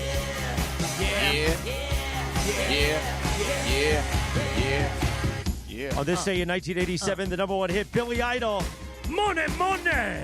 Ride that pony, Cappy. Ride that pony. Okay. Today is also National Stuffing Day. Stuff that bird, too. Stuffing day today, huh? Yeah. Well, you got to buy the stuffing to get ready for Thanksgiving. Right. In Yeah. 6 days. And you got to make it. If you make it, or you just get the box of the stuff. Well, you do from scratch. If you do from scratch, you got to make it. Or you go Mrs. Coveson's, whatever you want. Yeah, I'm not doing any of that. All right, so Hold on. what are we doing here? We got hold picks on. against the spread. I mean, he's doing Project Suffocate on me, Cappy. Oh, yeah, he is. Well, By let's the way, go. I got to be out of here in the next 25 minutes. The whole world revolves around your schedule. Yes, it does, as a matter of fact, Christopher, including your role. I had to pot you down because you're distorting. George, Sammy, you were I got to about to switch say? beds because I'm all alone. Hold on. Ooh, he putted you You gotta down in the turn middle down of a your game rant. just a tiny little No, I bit. just potted him down a little bit because he was distorting. Well, yeah, it was kind of, you were yelling. George, if though. you're going to yell at Chris, could you do it? Just, take your headset off. Oh, and but yell how at about him this? from I'll do it in a 2 feet really away. calm voice. Yeah, that's fine. But first, before we get to Picks Against the Spread, tell us about our friends, your home away from home at LAX. I will, and then I'll tell people what I was saying to you. No, they heard you. I just had to pot you down a little bit. Yell at him. I mean, you better be careful. I will put the gray hand in charge very quickly. Oh, God, yeah, then I'll quit. That's right. That's right. Then you're really screwed. You put Cappy in charge, we're all That's quit. right. That's right. Black hand, hands off to the gray hand, and then gray hand starts laying it He down. can't even figure out how to book Disney tickets on the That's day after true. Thanksgiving. That is true. What's I he going to can't. do? That's Hey, right. I neither can't. can Sua, just so you know. He's having trouble, too. Yeah, but Sua played in the NFL. Me and Sue are in the same boat. Good point. Cappy got cut at training camp. That is also true. All right, tell us about LAX, please. All righty then. I was just there, as a matter of fact, twice yesterday. That's how much I love the place. LAX, my home away from home at Los Angeles International Airport. The People Mover trains begin rolling early next year as part of LAX's ongoing investment to transform and improve your travel journey. The People Mover trains will quickly move guests between their terminals, the new consolidated rental car center, metro trains, and buses, so you don't even need a car to get to LAX. But if you do want to take a car, it'll connect you as well to the economy parking and Cappy's favorite, the Kiss and Fly lot. Oh, yeah. The trains make it simple and fast to get to your LAX destination in 10 minutes or less, and they'll depart every 2 minutes beginning in early 2026. To learn more, go to this website, lawa.org/ESPN. That's lawa.org/ESPN. Thank you, Sedano. Sedano. 8:06 on a Hyna Friday. We hit the NFL music because it is time for our Week 12 NFL picks against the spread. And even though Sedano said last night, oh, we should pick Texans Bills, let's just do it in the chat. We said no. And I know you said no, and it would have been my 5, and I would have won. And I said in honor of Sean Cody, who's going to join us, the Texans are going to win. And gosh darn it, they did win.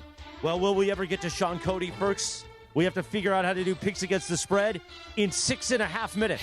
Hence my point. Let's do it on text. Keep it tight. Are we Keep doing it tight. Eagles We Cowboys? head to our picks against the spread. We are doing Yes. Eagles Cowboys. Get Pittsburgh out of here. No, Here no, we come on. We go. already You're made not up going our to the minds. Super Bowl. You stink. You stink. Get out of here. We head to our picks against the spread update desk. And producer Lindsay Baseball. Panthers at 49ers, -7.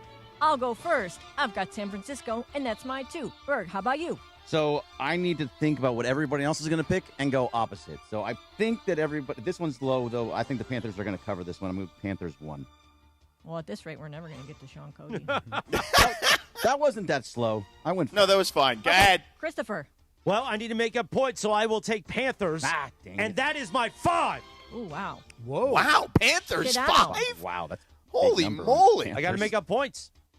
I mean, that's a terrible strategy. That's usually the way Cappy did himself in last year, is what I would say. I'm 30 points down. That's why Yeah, I'm doing For it. you, Bergie, it's a good strategy. For Chris, who's in the mix, right. not This a great is a strategy. terrible, All right, terrible fine. strategy. No, Panthers it's in. not- No, it's in. No, Tickets in. no, you already- Ticket is you in. put it Ticket in. is in. I Happened can to me change last it, week. though. No, it happened to me last week. Pick is fine. in. Goodness. Sean Cody coming up at 10:30. Sedano. 10:30. Look, the Niners' offense is getting healthy. So I'm taking the Niners -7. That's my 3. Cappy. I'm also taking the Niners -7, and that's my 4. All right, and we move on to the Colts at Chiefs -3.5. And I'm going to go Kansas City with my 3. I almost said something Kansas else. City? Yeah, the Chiefs. Kansas City. Morales, what do you got? I will take the Chiefs, and that's my 2. Berg? Well, I thought everyone was going to take the Colts. So Jeez, you thought wrong. yeah, but I have Chiefs in 3 because I thought everyone was going to take the Colts because I think the Colts are going to win that game. Well, you're not going to catch up to anybody there. I know. Sedano. Listen, I think I know the Colts are coming off a bye, so most people would assume the Colts are going to win this game. Oh, I come do on, take the not. Colts. I do not. I think the Chiefs are going to win. They're going to sell out against Jonathan Taylor, and I think Mahomes and company, they can't lose anymore. They have to win this game. It's a This is as must close win. to a must-win Must win. as it is. I'm taking the Chiefs minus the 3.5. That's my 4. Mahomes is the best. Mahomes, So that's my 4. All right, Pepe. Mahomes. I get it, Pepe. That's my 4. Yes. I think the Chiefs win the game. I think it's a 3-point game. That half a point is why I'm taking the Colts. I'll take Indy. That's my 3. Wow. By the way, I heard on Sportsmanlike, I think this was the stat that Pepe? Mahomes hasn't. Yeah, that'd be Oh. cool. That Mahomes has never lost 3 in a row, and this will Sean be 3 in a Cody row. coming up at 11:15 this morning. Fuck with some. All right, we got the Eagles minus We should move 3.5. Cody. Why don't we move Cody to Mason and I? That is a good nugget. Thank you, Greg. We need Go ahead. a nugget button. All right, what's next? Eagles minus 3.5 at the Cowboys. I'm going to go Bears, and that's my 1. That dance with the devil. Bears? Eagles. I mean, I changed are playing it the Cowboys, because we and you're changed the taking game. the Bears. That's right. That's right.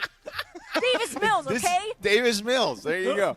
I'm going to take the wait, no, I'm taking the Eagles. I'm taking the Eagles, and that's my 4. You know, during the holidays, we're going to be on Best Stuff for like 2 weeks. One day. No, we need to text in, and then Parker hold puts on. it up on. Oh, Yes, hold on. yes. Thanksgiving week, we need to do it. Oh, God. Go. Never mind.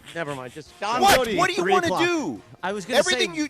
one day, because the 2 weeks that we're on Christmas vacation, one day is just going to be a collection of our picks against the spread. That's The what I was whole going to show. say. Yes. I love that. I don't know about that. No, Tell him, Merrill. what we need to do during the holiday weekends is we need to text it. Parker puts up the graphic, and that's it. Well, Greg and I are going to be in an asylum for 2 weeks after this year. So, All right, what's next, Lynn? Well, wait. We got Christopher. Pick your Eagles, Cowboys. Eagles 1. Okay, Berg. Cowboys, too. All right, Cappy. Eagles, too. All right, and Sedano. The Cowboys, I know the Eagles' pass game has not been great lately, but the Cowboys have literally the worst pass defense in the sport. Eagles, 5. Aha, that Eagles one minus worked. 3.5, that's my 5. I knew it. You were all going to go that way. All right, now we got the battle of the basements, and I'm going to pick against my team because they're terrible, and I'm also going to make that a bet with Berg. So I'm going to pick his team, the Raiders. That's my 1. Oh, And no, I'm you got to also- be the 5. Okay, we'll do the 5. The whole thing was supposed to be the 5. Okay, it'll be the 5, and then also whichever opposite team wins, the other person takes them out to lunch. Okay, what's your pick, Berg? Done. I have to go the opposite, so I have to take Browns Oh, 5. yeah, that's right. That's how that works. Browns 5. Christopher. Yikes. I have to. It's the battle of the bottom. Well, Cappy has got me into blenders. That's Dion's thing. And his son is going to smoke those scumbag joke of Oakland Raiders of Las Vegas, Circa Los Angeles. I will take the Browns, and that is my 3. Football sometimes can be simple. Sean Cody, never. Wow. Sedano. Got to keep it tight. Yeah, look, I think that, I just think it's going to be a really ugly, low-scoring game, and I think that favors the Raiders. So the Raiders, even though it's 4, it's a lot for them. I'm going to take the Raiders, but that's only my 2. Cappy? Keeping it tight. I'm taking We the ain't got Browns. tomorrow. We got now. Taking the Browns to cover the 4. Think the Raiders win. Browns, my 1. Ooh, only a 1. All right, last one here. The Buccaneers at Rams minus 7. I'm going to go Rams, and the only one I got left is my 1, so that's mine. Berg? I'm going to go Rams 1, too. Rams 1, it's just too big a number. You were supposed to go Colts. Berg is so mad. I'm trying to pick against everybody here. Really I have didn't read Rams the 4. room properly. I have Rams 4. Okay. Yeah, Rams 1 for me. Dang it. Happy? Rams 5. Oh, wow. I'm And burying Christopher. everybody with the Rams in the 5. Rams, and that's my 4. Oh, can I change? No, I know I Rams can't. are my 4. No, pick We his all in. pick the Rams. All right. Colts 4. So here's what we're going to do. Bergie's toast. That's our Oh, picks yeah. against the spread for Week 12.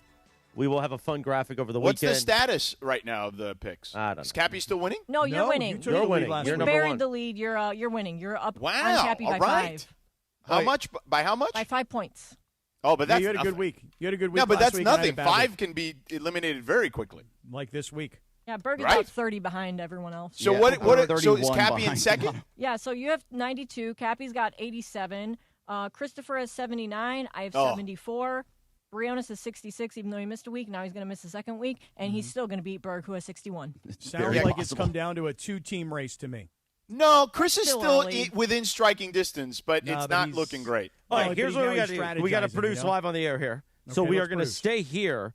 Lindsay is going to tell us about Stella Rosa. Then she's going to call Sean Cody while we do the mongrel of the morning from the mongrel chat. Okay. So, who's Linz, tell winning? us about Peter Acevedo. No, hold on. Tell us about about our Epic friends Wolf? at Stella He's Rosa, gonna win it please. every day. All right, guys. So you know what makes any hangout feel like a touchdown? Stella Rosa, America's favorite semi-sweet, semi-sparkling Italian wine. Find it at your local store, pop it in the fridge, and serve it chilled. Enjoy it straight from the bottle, over ice, or get creative. Mix up a quick wine cocktail and let those fruity flavors do their thing. Light, bubbly, and totally delicious, Stella Rosa makes every game day shine. No matter where you're watching, at home, at the tailgate, or with your crew, celebrate game day with Stella Rosa. Find your favorite flavors at your local retailer. And remember to celebrate responsibly. Thank you, Lindsay. 8:15 on a Hyna Friday. Tell you, Sedano's like all hopped up on espresso or something. I mean, nothing. I'm hopped up on nothing. I got 7 straight hours of sleep, which I hadn't gotten in this entire week. To be honest, let's do the mongrel of the morning from the YouTube chat. Who's it brought to you by, Cappy? It's brought to us by Morongo Casino Resort and Spa. Good times, less than 90 minutes from wherever you are. Who's nominating? I thought you were going to nominate Dong Hammerstein. Yeah, I love Dong Hammerstein. And a lot of people were nice. Even the people that hate me said happy birthday to Mucho, my pop. That was nice. I think it's Hammerstein. Oh, it is Hammerstein. It's not Hammerstein. But mad. it is pronounced Dong, correct? Dong is right, yes. Okay. Just want to make sure I Monster get that dongs. G. Yeah, I want to just make sure I get that G at the end for Dong. I kind of like 805 Chargers today. I like On Esther always. And I'm enjoying Epic Wolf today. Well, Epic Wolf he's a gutless bum, but we'll give it to him. Okay. Yeah. I mean, George, do you have anybody else that you might like to put up against Epic Wolf in the YouTube chat? Listen, I'm always good for voting for Peter Acevedo. Yeah, you like him. Yeah, but he won it last week, right? No, I don't think he ever won, did he? He won the very first one because he was like your counterpart. Was he? Yeah. No. I didn't know if you guys actually did that. I thought you guys voted with somebody gave him an else. award and everything. We sent him a gift, I think. Oh, okay. Yeah. We sent him okay, a then I Dong want On Hammerstein. Esther to win. How about that? I love On Esther. She's awesome. And she hates Morales. Love she you, does. On Esther. Why she hate Morales? She does, but even she was very nice about saying happy birthday, I believe. Yeah. Is Sean Cody coming on with Mason in Ireland today? No, I just called him and he said he's cutting out a cell phone range with his daughter, the drop-off line, so I'm calling him back in 2 minutes. All right, so when we do that, okay, now I got to live produce this thing. Okay, man. Let's see what you can do. I mean, you rushed us through picks against the spread. Well, I didn't know he tight. had I thought we booked him for 8:15. I didn't know he had like something with his daughter. I mean, who cares, man? What do you mean, who cares? Who cares about what? Who cares about your daughter in the line? He You're just coming said on the he- Sedano and Kap morning What are you show. talking about? You got to drop off. The drop-off line is a big deal, man. I don't care. He said he was worried that the line was going to cut out. He said he was just dropping her off, so he said I don't want the line to cut out. I'll tell you what, my kid's school also has terrible reception too. Like I can't get a text out even. All right, the Sedano and Kap morning show. We'll be back in 3 minutes with Sean Cody, maybe. The Sedano and Kap morning show. We'd like to thank our founding partner, Cadillac of Beverly Hills. Cadillac of Beverly Hills. Experience luxury at the top of its game. Visit CadillacBeverlyHills.com. This is the Sedano and Kap morning show. Hey guys, it's Sedano. If you're ready to upgrade your driving experience, you gotta go and check out what's happening at Cadillac and their incredible new lineup of state-of-the-art EVs, sedans, and SUVs. And hey, look, there's no better place to experience the luxury of Cadillac than at Cadillac of Beverly Hills. Check out Cadillac of Beverly Hills and their beautiful showroom at 8767 Wilshire Boulevard in Beverly Hills. And check them out on the web at CadillacBeverlyHills.com. Are the rising waters of expenses and debt threatening to drown you? Many people try to stay afloat by borrowing more money or using debt settlement programs, but those can take years. If you're trapped under credit card debt, medical bills, payday loans, or buy now, pay later plans, Chapter 7 bankruptcy could free you much sooner, in about 4 months and for a fraction of the cost. Stop the harassing calls and letters, rebuild your credit quickly, and clear the way for a fresh start. At Clean Slate BK Group, consumer Chapter 7 bankruptcies are all we do. We can help you erase credit card debt, medical bills, personal loans, even past due utility bills. Find out if you qualify at no cost and with no obligation. Go to csbk.com. This is an attorney advertisement. Your results may vary and prior results do not guarantee a similar outcome. Clean Slate BK Group PC, located at 7 Penn Plaza, Suite 601, New York, New York 10001, is responsible for the content of this ad. For more information, visit csbk.com. That's csbk.com. Your clean slate starts here. Hey guys, it's Sedano. The crazy Hernandez brothers at Hernandez Wholesale Flooring have wood. And not just little wood, but a lot of high-quality hardwood in all colors and lengths. If you need to lay down some new wood in your home, Hernandez Wholesale Flooring has got you covered. Visit their huge showroom right off the 5 freeway by Commerce Casino, or check them out on the web at hernandezwholesaleflooring.net. They even have carpet and artificial turf if that's what you prefer. All jokes aside, no gimmicks, no markups, just the best price on quality flooring at Hernandez Wholesale Flooring. Tire care shouldn't come with extra costs or surprise fees, and it should be simple, straightforward, and stress-free. So at Midas, they're rolling out the limited lifetime tire guarantee. Included with every tire purchase with paid installation, you'll pay nothing for flat repairs, nada for flat replacements, zilch for tire rotations every 5,000 miles, and zero for other preventative maintenance. So with this limited lifetime tire guarantee, you'll pay a whole lot of nothing compared to what the other guys charge for tire care. That's a limited lifetime tire guarantee only at Midas. From kickoff to cash out, ESPN Bet has all the tools you need to score more on game days. Bet smarter with stats right at your fingertips. Get personalized parlays built just for you. And with your fantasy teams synced right in the app, you can back your squad. Right now, new customers get $100 in bonus bets when you bet $10. Sign up with promo code USL to get started. Must be 21 plus. Gambling problem? Call 1-800-GAMBLER. Terms and conditions apply. See app for details. Offer not available in New York. Hey, this is Rich Eisen. You're starting your day with the Sedano and Kap Morning Show on ESPN LA. Don't forget my show. The Rich Eisen Show is coming up this morning at 9 on 710 ESPN and the all-new ESPN LA app. Now, back to the Sedano and Kap Morning Show.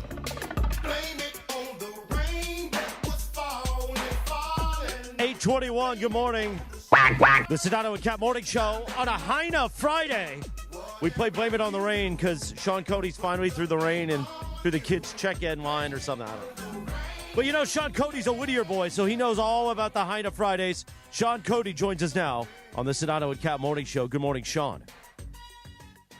Good morning, fellas, and happy Hyna Friday. Yeah, way to celebrate, bro. Nice. Now, listen. I can't wait to get myself a little Pie Trap pizza. For those of you that haven't gotten a little Pie Trap pizza, make sure you get out there to Pie Trap Pizza, Sean's place. It is fantastic. It is the best pizza in town. We went over there and gorged, Cappy. Remember that one time we were there? Got and that we good ate all meatball sorts pie. of delicious pie. Yeah, including the pie with the honey on it. It was incredible. Yeah. So for those of you around looking for some good pizza, Pie Trap Pizza is your spot. Now, your Pie Trap Pizza is fantastic, Sean, but I don't know if it even compares to how good the Trojans have looked lately. But this is the one. This is going to decide it all because if they win out, they have an 81% chance based on the analytics to get in the playoff, which is pretty darn good, despite the 2 losses. But if they lose this Oregon game, they're basically out. Yeah, guys, it's all been pointing toward the final boss of the Oregon Ducks. It's kind of been a build-up too, right? You start with you get Northwestern, you get Iowa, and then it's kind of Nebraska on the road. So all these games have kind of built to this moment. When you started the season, you saw this game, and you thought, hey, that's going to be a tough one there. And Autzen, the way Ducks play late in the year, and so the Trojans have had this one circled. Now they got a chance to hopefully to pull one out here. It looks like they're an underdog in this one, but big underdog. I think that Lincoln Riley and this team probably have some things up their sleeve that they're hopefully ready to roll out there as they get up in Autzen. Oh yeah, I hope it's not one of those bad trick plays that they tried to run a few weeks ago that everybody was like, "What the hell was that?" Yeah, let's save that one. Let's hold those ones off. Yeah. Now, on the other hand, if they got a hook and ladder play like the Buffalo Bills did last night on 4th and 27, break that thing out, Sean. You know what I'm saying? That was an amazing play. I'm sure Lincoln's got one. Lincoln's got one dialed up. Just when's the right time to call it? I guess is always the answer. Yeah. Hey, Sean, could you do this for us? Scout out. I think about this game, and I think about the running game of USC versus the running game of Oregon. And Oregon goes real deep in their running backs. They got a kid by the name of Jordan Davison, who a lot of local people will know. He's a modern-day kid. He's a freshman. He's averaging 7 yards per carry, and that's impressive. But really, their leading running back, this kid Whittington, is averaging 8.2 yards per carry, and they got another guy that averages nearly 9 yards per carry. So could you just give us a scouting report how you see the running game of each of these two teams? Well, really, it's a three-headed monster for Oregon. You think of Whittington, Davidson, and then Hill. Those guys, I mean, the tremendous freshmen, local kids that went up to Oregon and are playing their butts off. But it has to do with their offensive line and how Dan Lanning wants to run the ball. You saw against Iowa a couple weeks ago, kind of transformed his team into basically out Iowa football. So they can pound the ball, they can run the ball. They're gonna make the Trojans, I think, on Saturday really buckle up for a physical game because the Trojans haven't really fared too well in the run, so they're going to have to do a much better job in the run game. They're not going to completely shut them down in the run game, but they definitely have to slow them. I like if they could keep them under 150 on that side of the ball, that would probably be a win for the Trojans. And then on the other side with the Trojan run game, it's been King Miller, right, guys? It's a young walk-on running back who's been kind of thrust into the spotlight with both Wayman Jordan and Sanders going down. So those guys leaving kind of early in the year have given the spotlight to King Miller, and he's done a heck of a job running the ball with that scheme, with that offensive line that's kind of been patched together. And I don't think the running game, it doesn't have to go crazy, but it does have to be effective for Lincoln Riley to run the whole complete offense that he wants to run. When that run game is effective, that unleashes so many things in that offense, and it unlocks the tight ends, it unlocks Mackay, it unlocks Jacoby on the outside. So those are all important things when USC can get that effective run game going.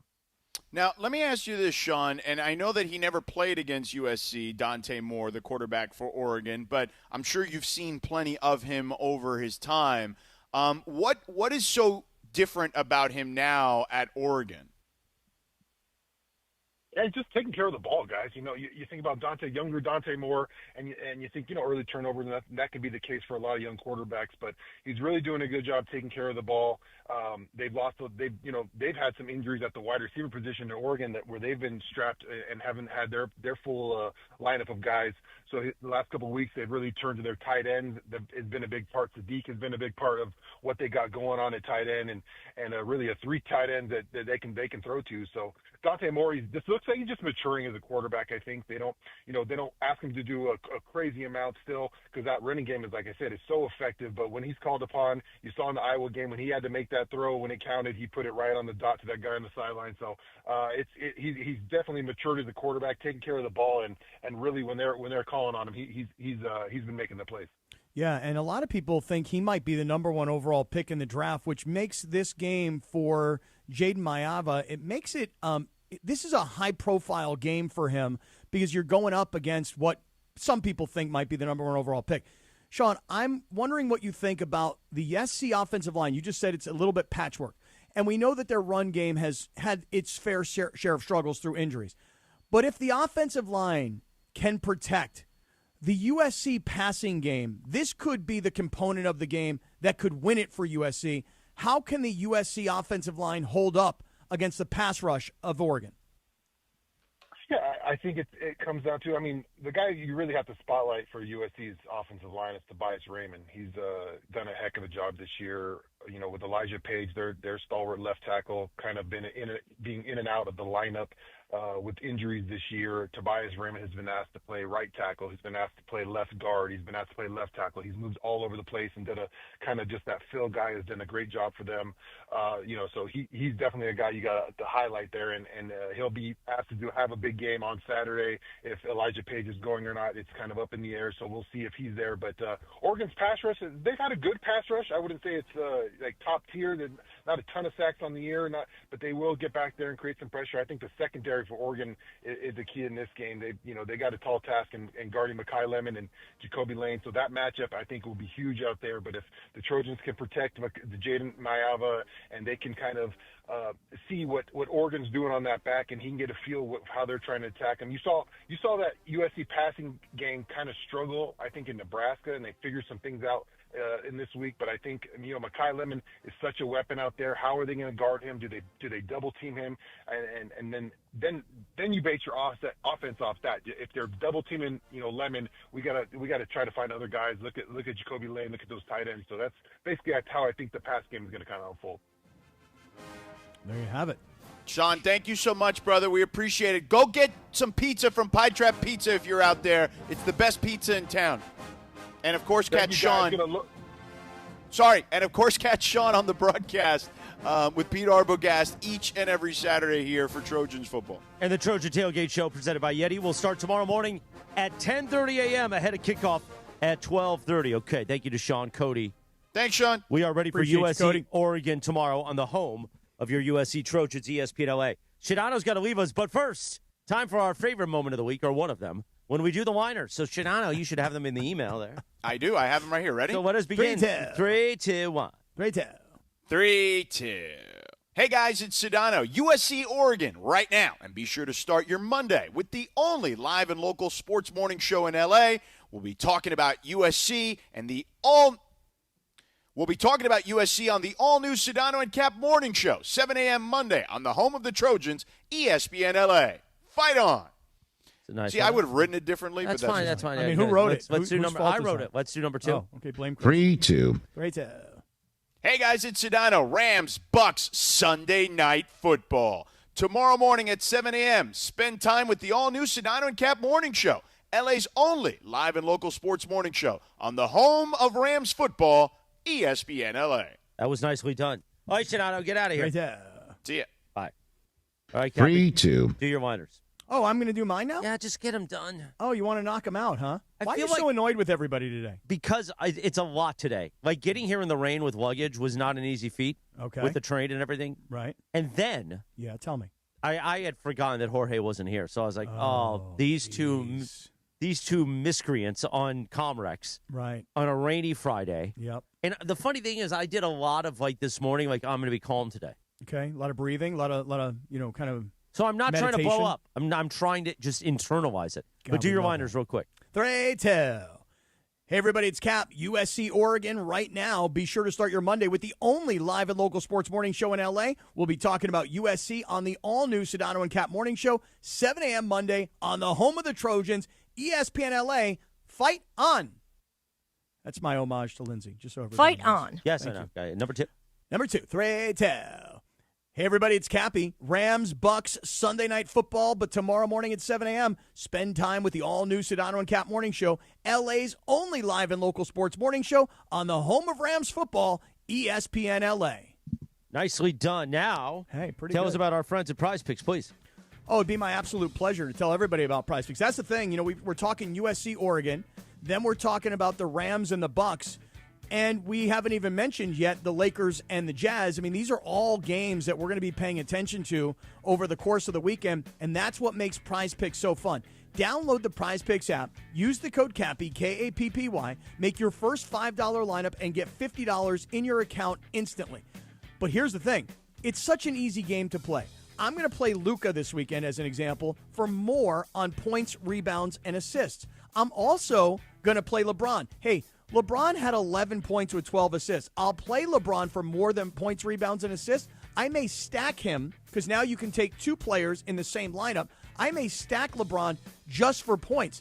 Then, of course, I think that the Rams are going to win this game against Tampa Bay. They're just way too injured. So I'm going to play Matthew Stafford for more on his total number on yards.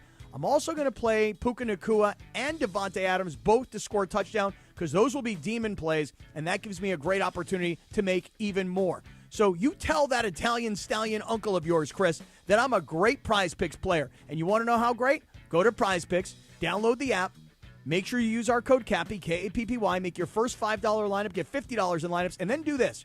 Go to the bottom right corner, click on Profile, follow me. I will immediately follow you right back so that you can see my Prize Picks. I can see your Prize Picks. Let's all play together. Let's all win together on Prize Picks, where it's good to be right. Thank you, Cappy. 8:33 right now on the Sedano and Kap Morning Show on a Hyna Friday. So here's the thing. You want to win some tickets to Cosm? It's your chance right now to win the ultimate Sunday football prize pack at Cosm Los Angeles. Call 877-710-ESPN. Caller number 7 wins a 4-pack of GA tickets for Sunday's NFL slate, 2 for the 10 a.m. games and 2 for the 1 p.m. games. Experience football in shared reality at Cosm only with ESPN LA. Caller number 7 right now. Cappy. Caller sound. So getting done talking to Sean Cody, let me ask everybody a question. Do you guys feel confident that SC can go to Oregon and win because Cody just brought up a really good point. Yes. The Oregon defensive line and the Oregon pass rush has not been spectacular. If the USC offensive line and if the USC running game can be established, that's why I asked about those two things in particular. If the offensive line can establish some form of run, I believe that USC can win the game against Oregon because of the passing game. So I don't think Oregon's pass rush is like top level, even though, by the way, defensively, they're like number 3 in the country. Don't quote me exactly, but I'm pretty close. The overall defensive statistics say that Oregon's defense is good, but the pass rushing sack totals make me think that USC's offensive line, USC's running game, which doesn't have to be spectacular, it just has to be enough to keep them off guard. In other words, you can run some play action off of it. I think USC's passing game is what wins the game, and I don't know why. I've gotten to the end of the week, and here's my prediction. I'll take USC in a massive upset based on the line and, of course, ranking. USC 31, Oregon 27. It's going to be a close game. I think this is not the same Oregon team that we've seen over the last couple of years. I think Sedano has made that point over and over again. The difference here for me is that it's at home at Oregon, and that makes a big, big difference amongst all of this.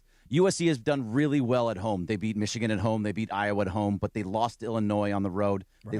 They lost Notre Dame on the road. Mm-hmm. Having to go up to Oregon is not an easy place to play at all. So these are the types of games that Oregon gets up for at home against a big team. They tend to come through in the clutch there. I will say this. You're exactly right about home versus away. USC has been much better at home than they've been away, and they lost 2 games. Obviously, we know Illinois was highly ranked at the time, and I say highly. I don't remember exactly what the number was, maybe 11 or 12.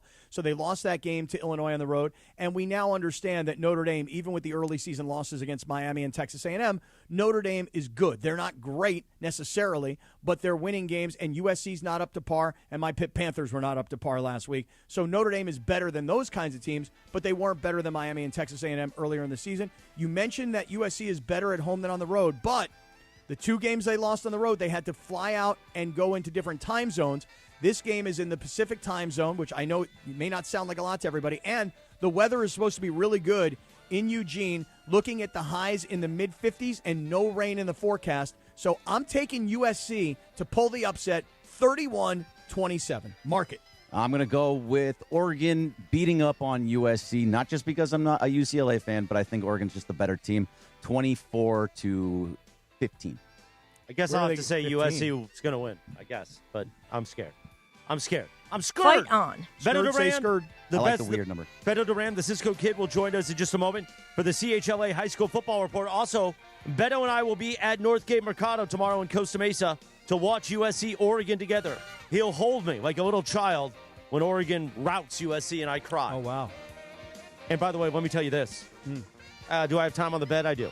College football fans, stop by Culver City or Koreatown, the Verizon Wireless stores this Tuesday, November 25th, for a chance to win tickets to the Crosstown Classic football game.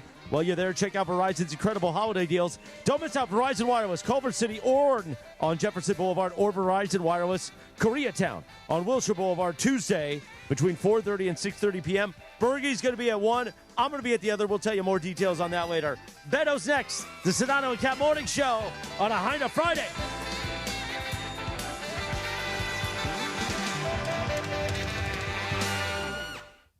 USC fans in the OC, let's go! We're bringing the energy to Costa Mesa for the USC Oregon watch party at Mercado Northgate Gonzalez. Man, I love that place. So much good food. It's a great time and it's a party. I'm Beto Duran. Join me this Saturday at noon as we watch USC take on Oregon in this Big Ten rivalry. Wear your USC gear. Come experience the authentic flavors of traditional Mexican food and enjoy an afternoon full of prizes. Food, USC football, Mercado Northgate Gonzalez, 2300 Harper Boulevard in Costa Mesa.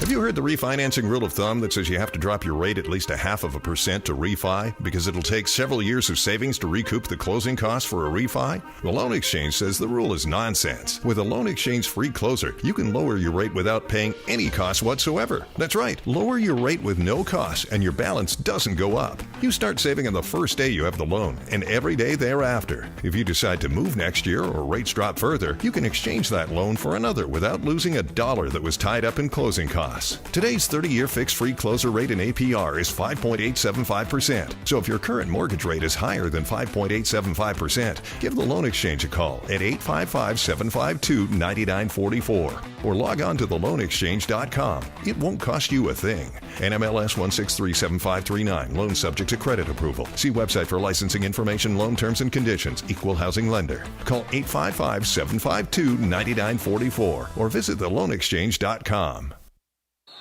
Hey, Laker fans, are you a professional and a parent, a dreamer and a doer? You're an ender, and National University knows that grind. That's why they offer flexible online courses, career-focused programs, and support for students juggling work, family, and everything in between. Whether you're building a career, raising a family, or chasing big goals, National University helps you reach your end game and your end game. Make your move at nu.edu. What's going on? It's Beto Duran, and I love rolling around in my Toyota. Tacoma, to be exact. And right now, if you're in the 818, go check out the All-Stars at Northridge Toyota. In the 626, it's all about Wondries Toyota. Lease a brand new 2025 Tacoma for just $164 a month or 36 months plus tax. Northridge Toyota or Wondries Toyota. Serving all of SoCal sports fans, they make it easy. Lease excludes tax, title, license, registration fees, and dealer options and changes. $59.99 cash or trade equity down. Expires 11/30/25. Hey, fans! Welcome back to Fansville's Cheers and Tears. Oh. Okay, so like everybody deals with losing, right? To a rival on a last-second field goal. Whatever, it's fine. I'm totally fine. But I cope with losing with an ice-cold Dr. Pepper.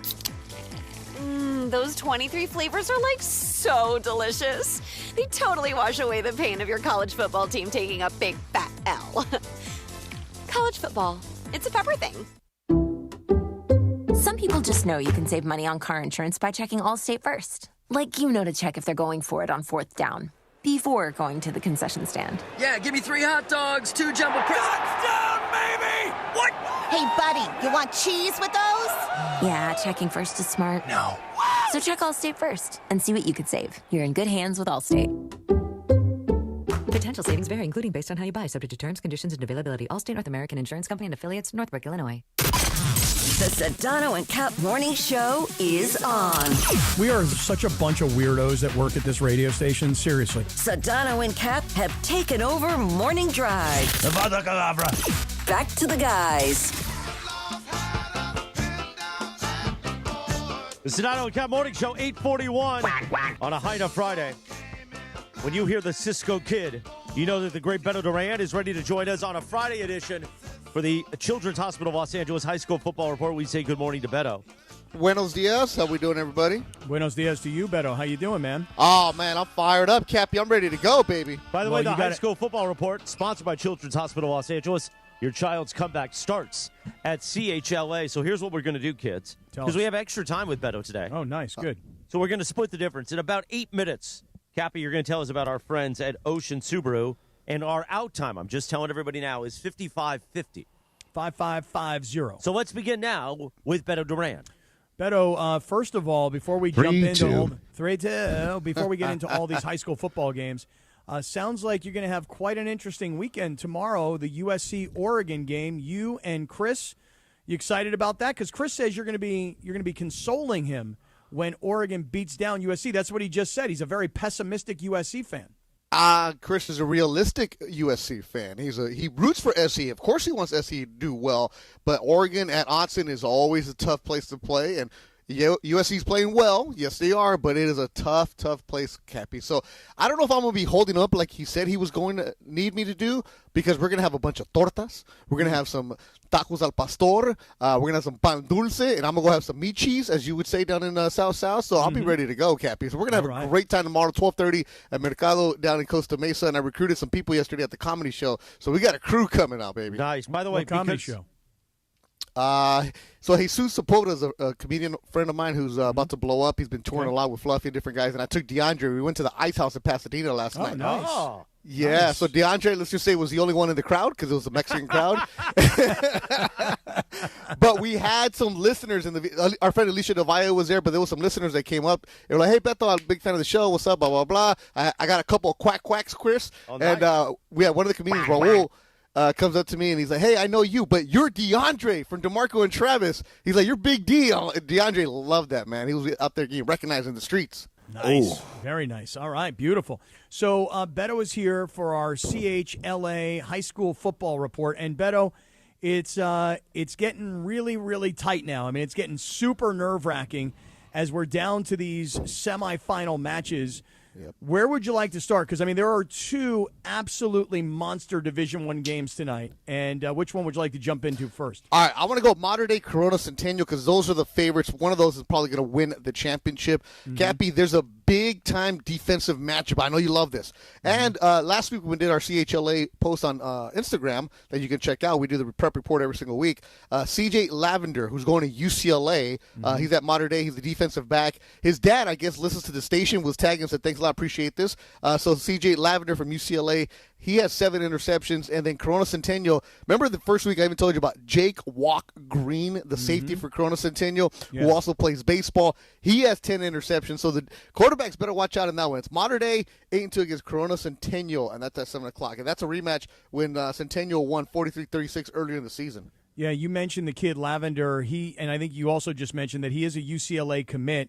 The other kid who's got the 10 interceptions for Centennial, Jake Walk Green, he's an underclassman still, right? I mean, he's a junior. He's a junior, yeah. But he has every offer you could think of. Okay, I would think so. Now, that's the first game, modern-day Corona Centennial, and you say that the winner of that is likely to ultimately be the champion. But the second game is another rematch, Santa Margarita and Carson Palmer against Orange Lutheran, a team that we've been talking about, my buddy Kevin Leon, who was my punter at Pitt when I was in college. Kevin and his team, and he's the special teams coach, they're 3-8 Orange Lutheran. And I said to you last week, how can these guys be in this division? But it was based on their schedule. And last week, they come up with one of the biggest wins of the season when they knock out St. John Bosco, who had beaten Orange Lutheran earlier in the season, like 48-0. So, Beto, Santa Margarita tonight against Orange Lutheran, 8-3 versus 3-8. What do you say? It looks like Carson Palmer is going to be going to the championship game, and the championship game is going to be played at the Rose Bowl for Division I. Carson Palmer, that Carson Palmer, the Heisman Trophy, came back to his alma mater in South Orange County and coaching the team. He has some really, really good talented guys, but one of them being Trent Mosley, who's going to USC. Orange Lutheran, don't count them out, Cappy. Yeah, they lost to them 28-7, but it's different. How do you get to the playoffs? You upset St. John Bosco, probably one of the best teams in the country, and you get that. So I wouldn't be surprised because Orange Lutheran, Cappy, heart and soul. And also, remember, they got Torta Power on the offensive line. Mario Luna, our freshman lineman from Ensenada. So you can never count him out. All right. Where would you like to go from here? Because I will say this. You know, my Garfield team is 9-2. and I'm a big Garfield fan nowadays, you know. Yes, I'm a big Garfield fan. So Garfield at Carson tonight, which sounds like an interesting game. Cappy, last night at the Ice House, our boy Razzo, the matchmaker at Golden Boy, comes up to me with a couple of his friends who all played football at Garfield, and they're like, "Hey, tomorrow we're going to roll down. Carson, can you get us parking?" I was like, No, I can't. I ain't doing that for you guys. But Cappy, there's a promo on the station where you're talking about being on Whittier Boulevard and how you went to see Garfield and Roosevelt High. Right. Let me just tell you, whoever came up with that, I'm pretty sure it was Morales. Great job, because that was the talk yesterday in the green room. Dude, 710 has a promo about Garfield and Roosevelt. That's what's up. Cappy, you are legit in the streets, Cappy. I am in the streets. Now, you tell me, in this game, Garfield's 9-2, Carson's 8-3.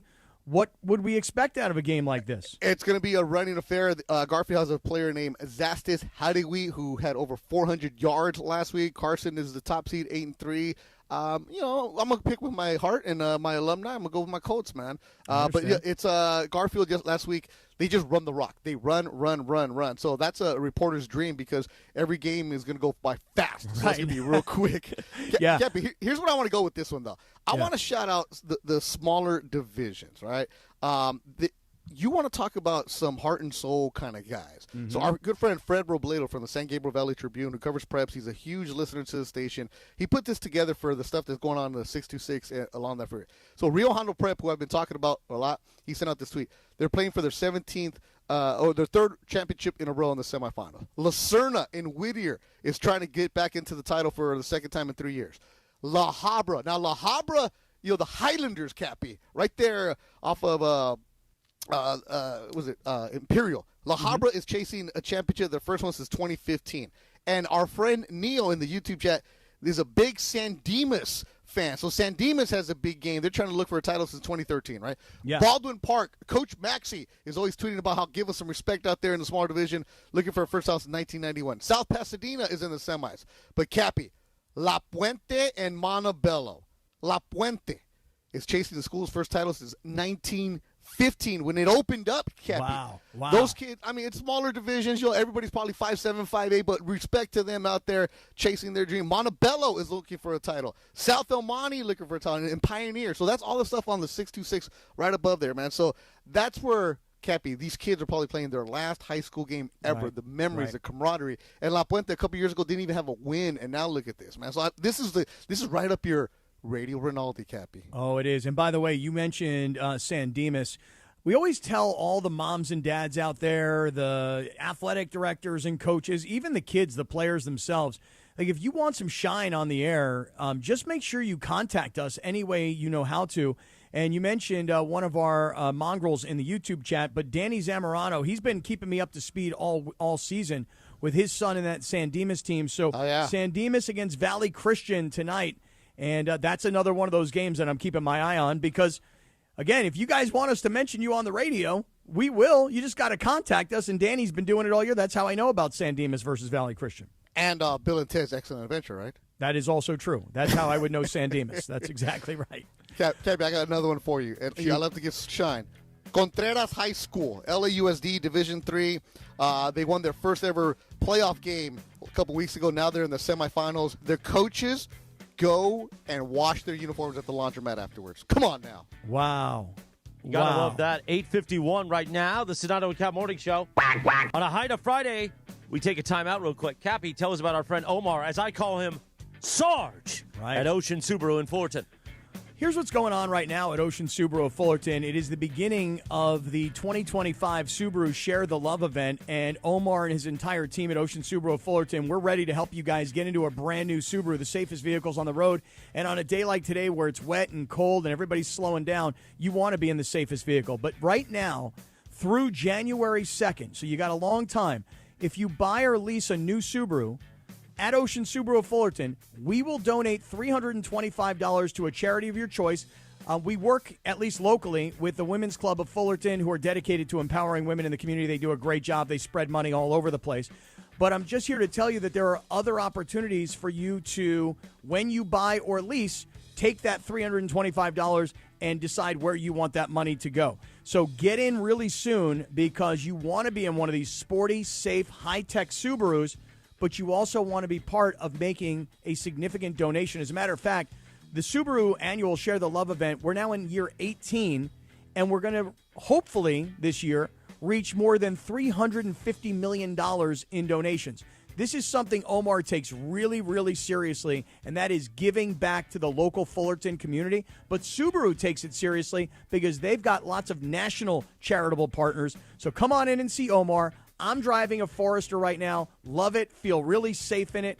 All the bells and whistles you would expect, but most importantly, the safest vehicle on the road. OceanSubaruOC.com for more information. Ocean Subaru. We're at 1100 South Euclid in Fullerton. We're right off the 91 freeway. Cannot possibly miss us, especially at night when we're all lit up like a giant lantern. Ocean Subaru of Fullerton, where every journey starts with love. OceanSubaruOC.com. Thank you, Cappy. We continue with Beto Duran, the high school football report, already in progress. Beto, any other games or players you want to highlight, or have we kind of exhausted all of these big matchups tonight? Well, I always want to give that shout to the smaller schools. So Southgate is playing. Remember I sent you a tweet last week about how we just loaded full of mud? So Yeah. Southgate. Oh, that was crazy. Yeah, Southgate's going to play Dorsey. And Dorsey, who was coached by Stephon Johnson, the former USC running back. Remember him? Yeah. So he's coaching Dorsey at his alma mater, which is also where Keyshawn went. Dorsey was supposed to play Eagle Rock in the quarterfinals. They show up, and the field was unplayable on Monday because of the rains and what's going on, because there's construction at Eagle Rock. So what do?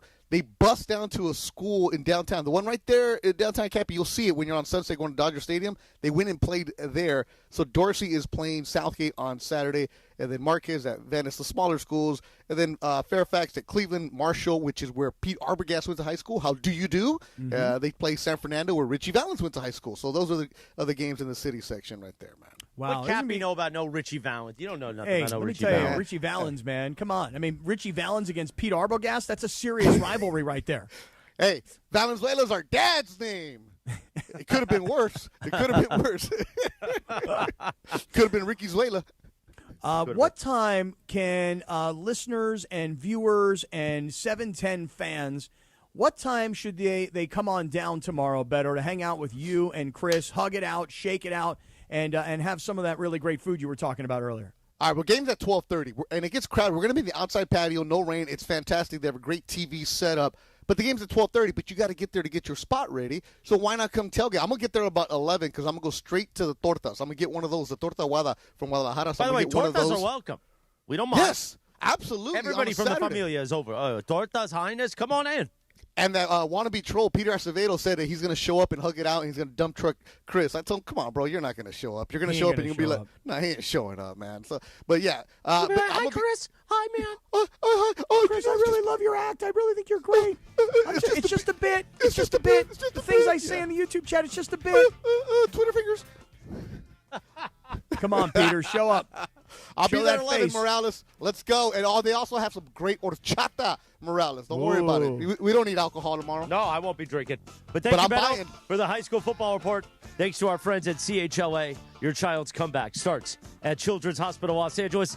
Time for the YouTube hour. The Rich Eisen Show begins terrestrially on 7:10 a.m. We continue on YouTube at ESPN Los Angeles and on the app. Just stay right there, suckers. A Hyna Friday rolls on. This is the Sedano and Kap Morning Show. Hey guys, Cappy here. Let's talk about something serious for just a minute. Picture this. You're on your usual drive to work. You're thinking about your day ahead, right? You walk into the office, you sit down at your desk, you power on your computer, but instead of your familiar desktop popping up, zippo, nothing. Your files are locked, your data's frozen, you've been hacked. For anyone who's ever lived through it, you know how stressful and expensive it can be. We're talking thousands, even hundreds of thousands of dollars. And then there's the uphill battle of getting your cyber insurance claim actually paid. That's where my friend Avner Gatt and his team of public adjusters come in. You might know them from water damage claims, but they also handle cyber insurance. And if you're not sure that you're fully protected, or you're not sure if your insurance application was filled out correctly, don't wait until it's too late. Call Avner Gatt at 818-917-5256 today. That's 818-917-5256 for Avner Gatt.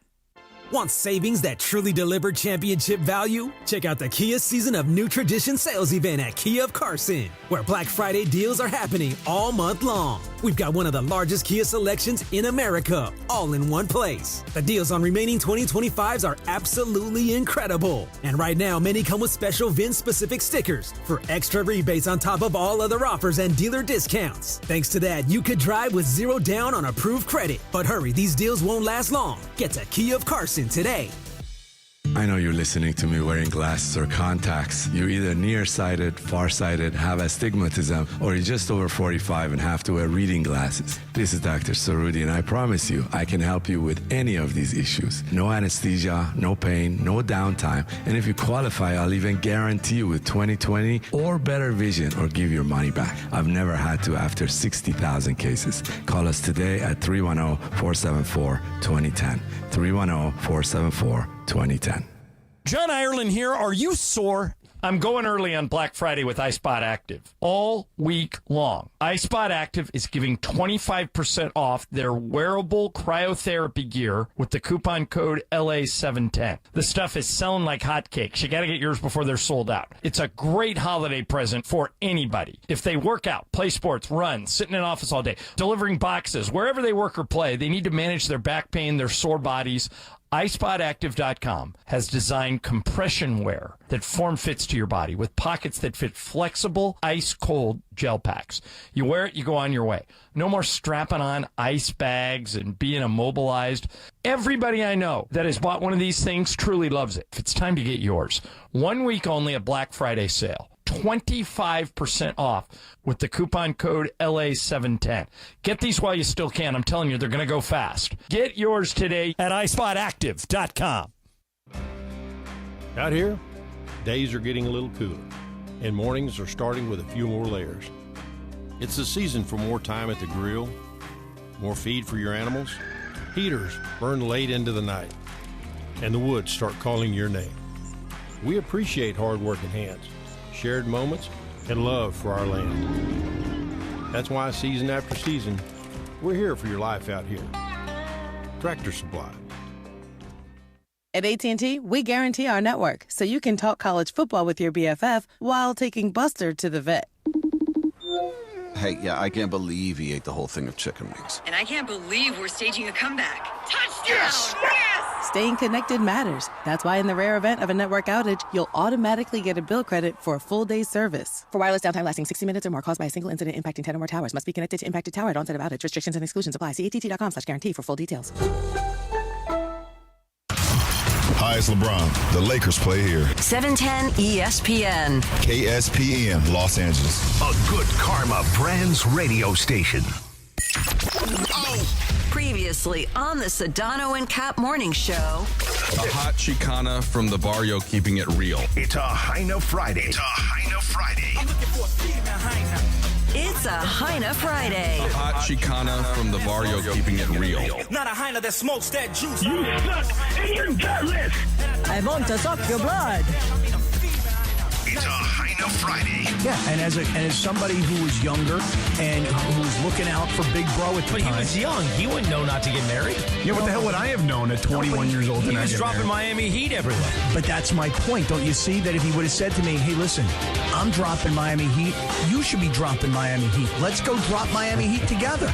You know, let's go beat Crockett and Tubbs. You know what I mean? The Sedano and Kap morning show is on the air. I woke up at 4:30 because I got to go to the bathroom, once. But only once per night? Only once, yeah. Hey, nice prostate. The biggest show in ESPN LA history. Because it's Friday, you ain't got no job, and you ain't got nothing to do. Give me a freaking break. Friday, gotta get down on Friday. How'd you say his name? Asminger? Asminger. Thank you for letting me share in your aura. Did you have me on your show to berate me? Is that what you're doing now? Scott Kaplan, eat a fat one, bro. The Sedano and Kap morning show on 710 ESPN. The all-new ESPN LA app and on YouTube at ESPN Los Angeles. My girlfriend Jean went to Korea and had salmon sperm injected into her face. Beautiful. Okay, well, so let me tell you something, Mean Gene. That salmon sperm's going to make all the difference tonight, brother. We're bigger than U.S. Steel. Right now. Wow, that's crazy. Well, you want to woo-woo? BitBoy. It's a Hyna Friday. Hey, what's up, everybody? It's Hyna Friday here in the Sedano and Kap morning show. This is Pepe Mantilla, your Spanish voice of the Los Angeles Lakers. Well, I don't know if that's humility or humble, but I definitely It's a good job, try to be humble. And it's a Hyna Friday. You don't know what's going to happen on a day like today. Hi, this is Dr. Sarudi. Yeah. Come on, Bergie. 9:02 and 33 seconds. Happy Hyna Friday. The Sedano and Kap morning show. Let's all celebrate. On a wet Hyna Friday. Be safe out there. Now you're on the YouTube and on the app. Don't watch us if you're driving. Just listen to us. You know what I mean? Call now 855. Tell him, Dr. Cerruti. What is that new number for Dr. Cerruti? Huh? Call 855 now 2020. 855 now 2020. That's 855 669 2020. You know who's in love with Dr. Cerruti? Is it Sam Boney? Sam Boney, Sam Batesh, our ESPN Kings insider. He will join us in a little bit here in our YouTube hour. We will also try to do a little radio Tinder, and Quinton Yates, the big CY, is here. Sedano is already flying somewhere. He didn't really get into the nitty-gritty because this morning he was screaming to Bergie about how his phone didn't charge or something. I don't know. Well, that whole thing is just completely crazy. He said to it on me, the air Cappy. about like how with the lights. The lights. I don't understand why there are places in this world that has one light switch controls absolutely everything in a room. Yeah, how, no, it how sucks. can that be a thing? You know what the other thing I don't like, Cappy? Tell me. You tell me. I'm fully on board. Go ahead. You go on your tangent you know what today. Busting my chops today. Tell me. You tell me. When the light switch to the bathroom is on the outside. Oh yeah. Oh yeah. Why would you put a light switch to a bathroom never heard of that. on the outside? It happens all the time in hotel rooms. Do you have that ever, Cap? Not only do I have it, I have a friend who has a house that when you go into the bathroom, you can never find the light switch. Like, where the hell's the freaking light switch in this bathroom? And then you walk out of the bathroom because it's completely dark in there, and then you find out that the light switch is on the outside of the bathroom in my man's crib. So you gotta hit the light before you go in.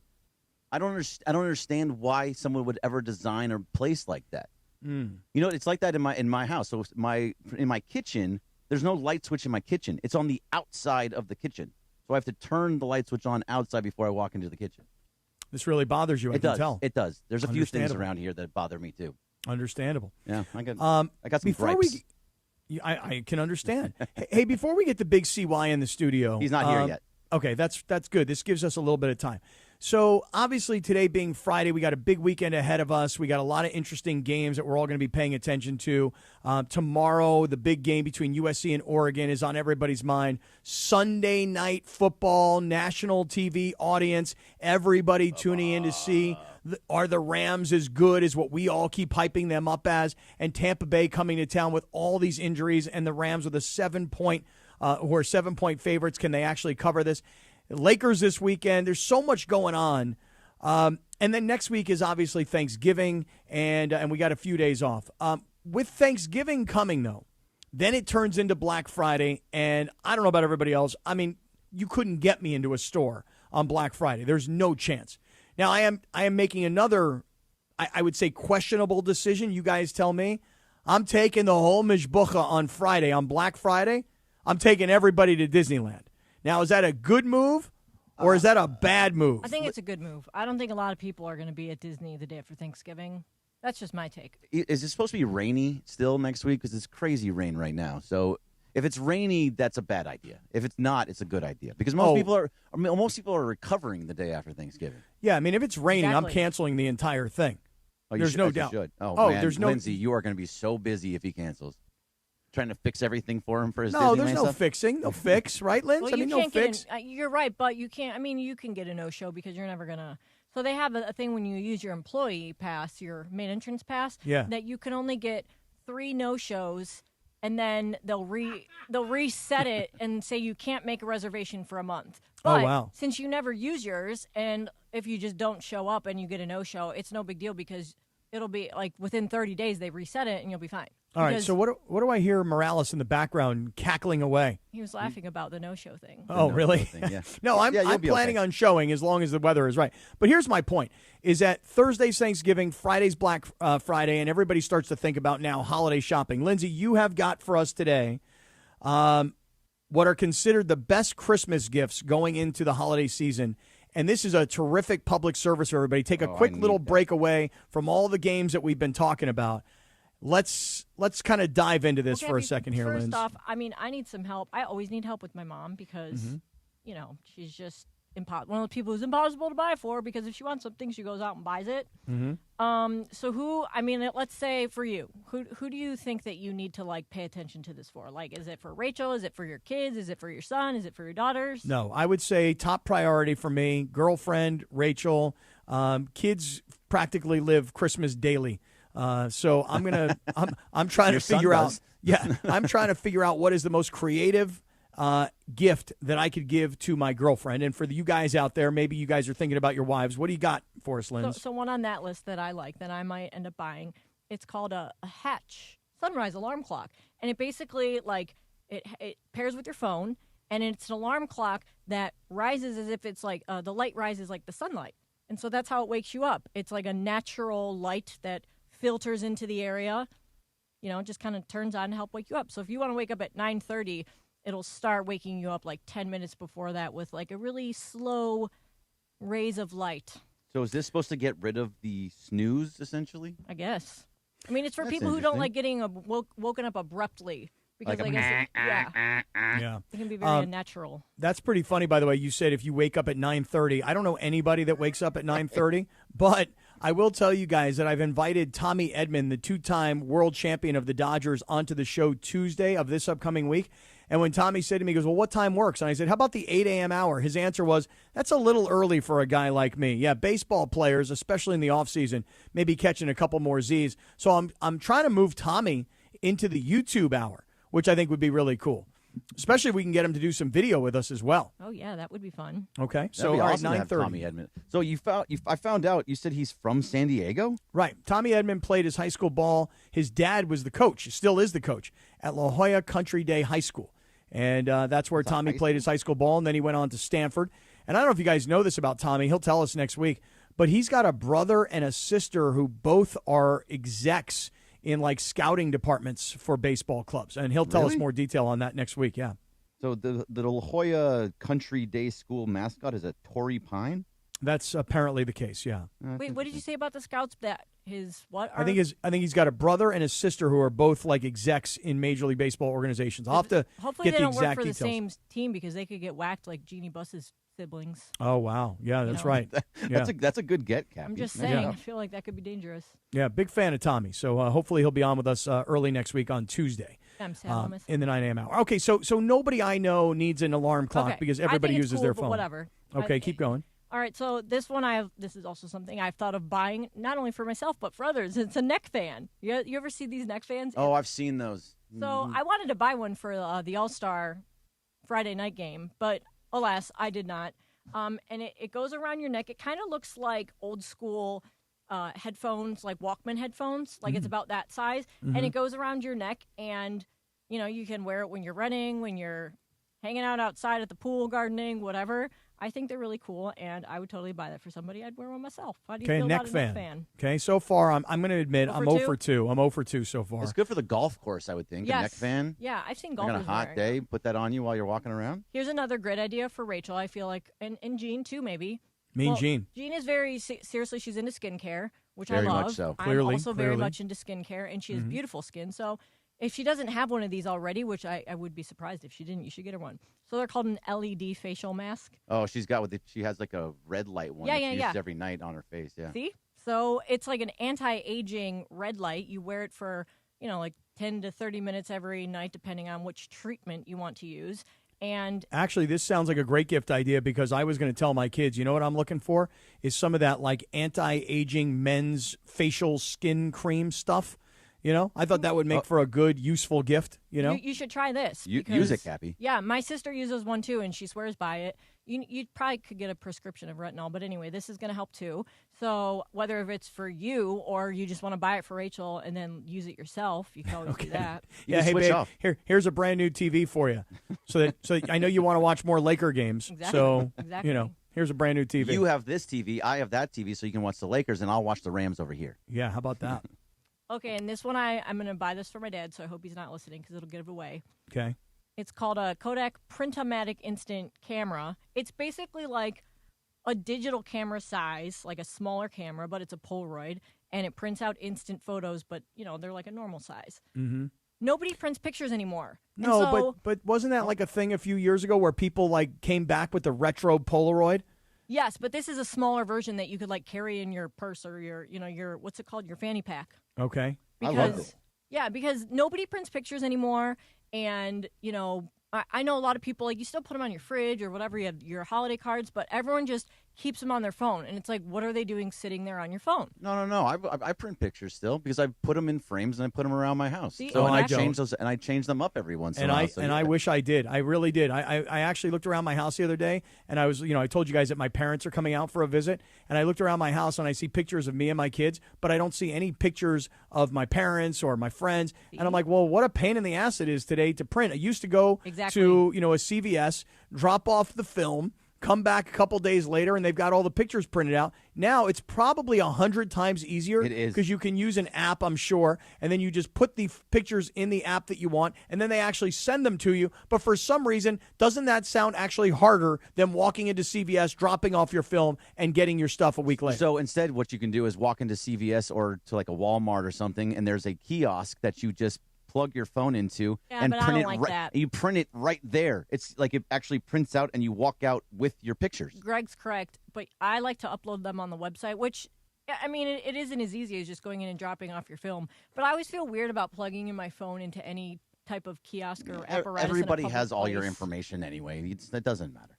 I know, but there's some stuff on my I don't phone, and know. there's some stuff in the cloud that I don't want people to There see. you go, Cappy. Oh, well, you shouldn't be plugging your phone anywhere. Listen, I don't want to give You my and Ron phone. the caddy. Like, put it this way, you know how yeah, right. When somebody says, "Hey, let me see those pictures," and then you hand somebody your phone so they can flip through your pictures.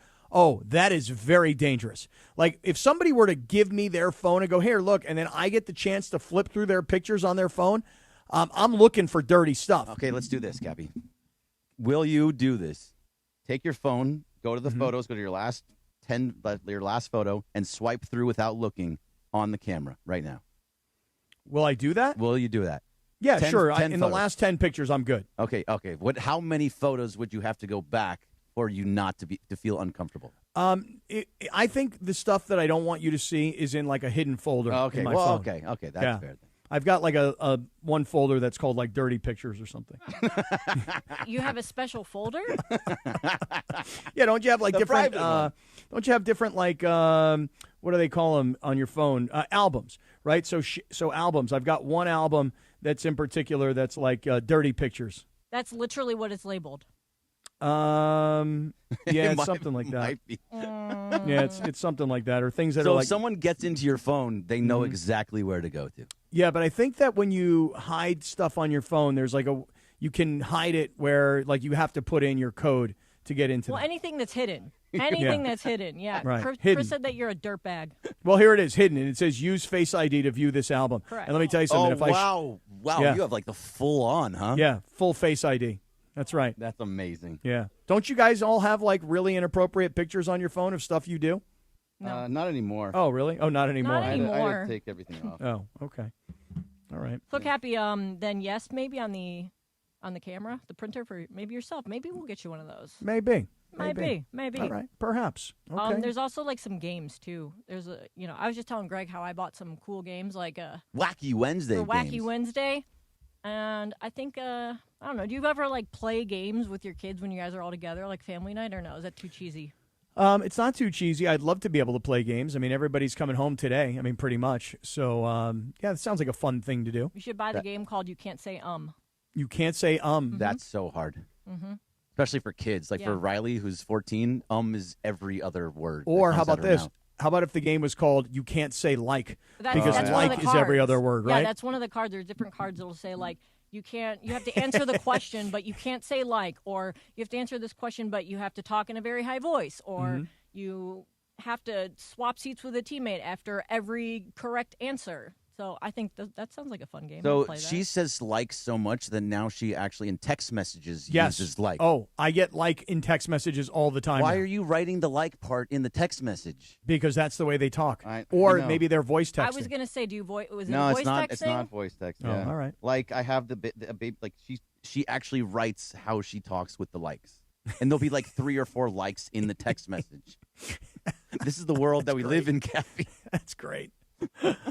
All right, Linz, these are decent gift ideas. I haven't heard anything that's blowing my socks off yet. You know what I mean? Well, but these are just, this is, kind of like what's cool. These are like the lady ones. Mhm. If you want like looking for stuff for your kids, Nike's making some cool looking tie-dye socks. I'd totally buy those for my kids if I had Okay. All right. your age of kids. Tie-dye socks. Yep. Okay. All right. Or maybe if you're going to buy a gift for like Christopher Morales. Give me an maybe- example. Maybe buy him the Meter digital meat thermometer.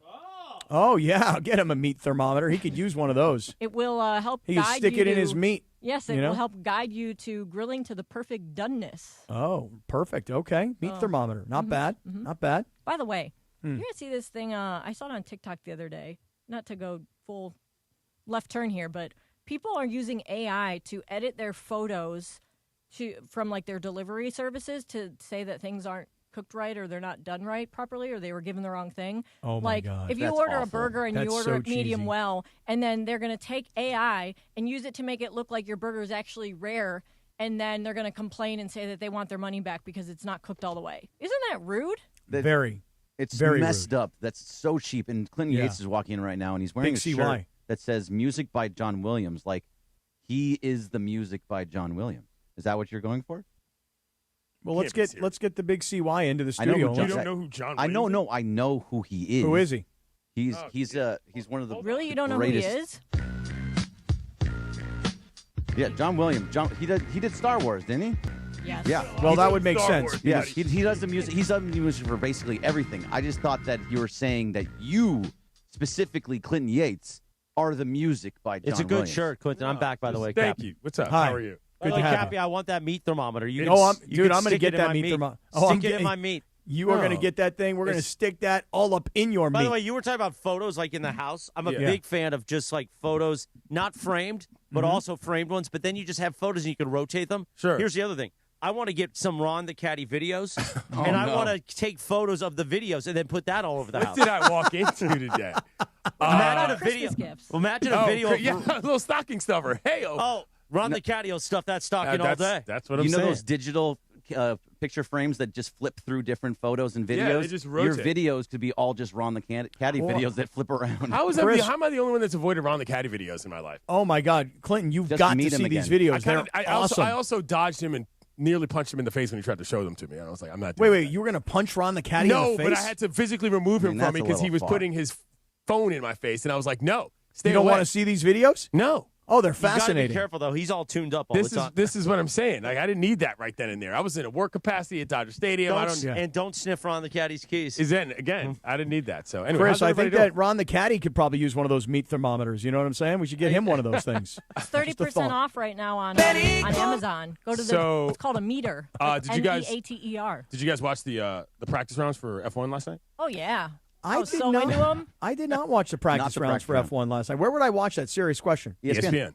Oh, I didn't know. Yeah.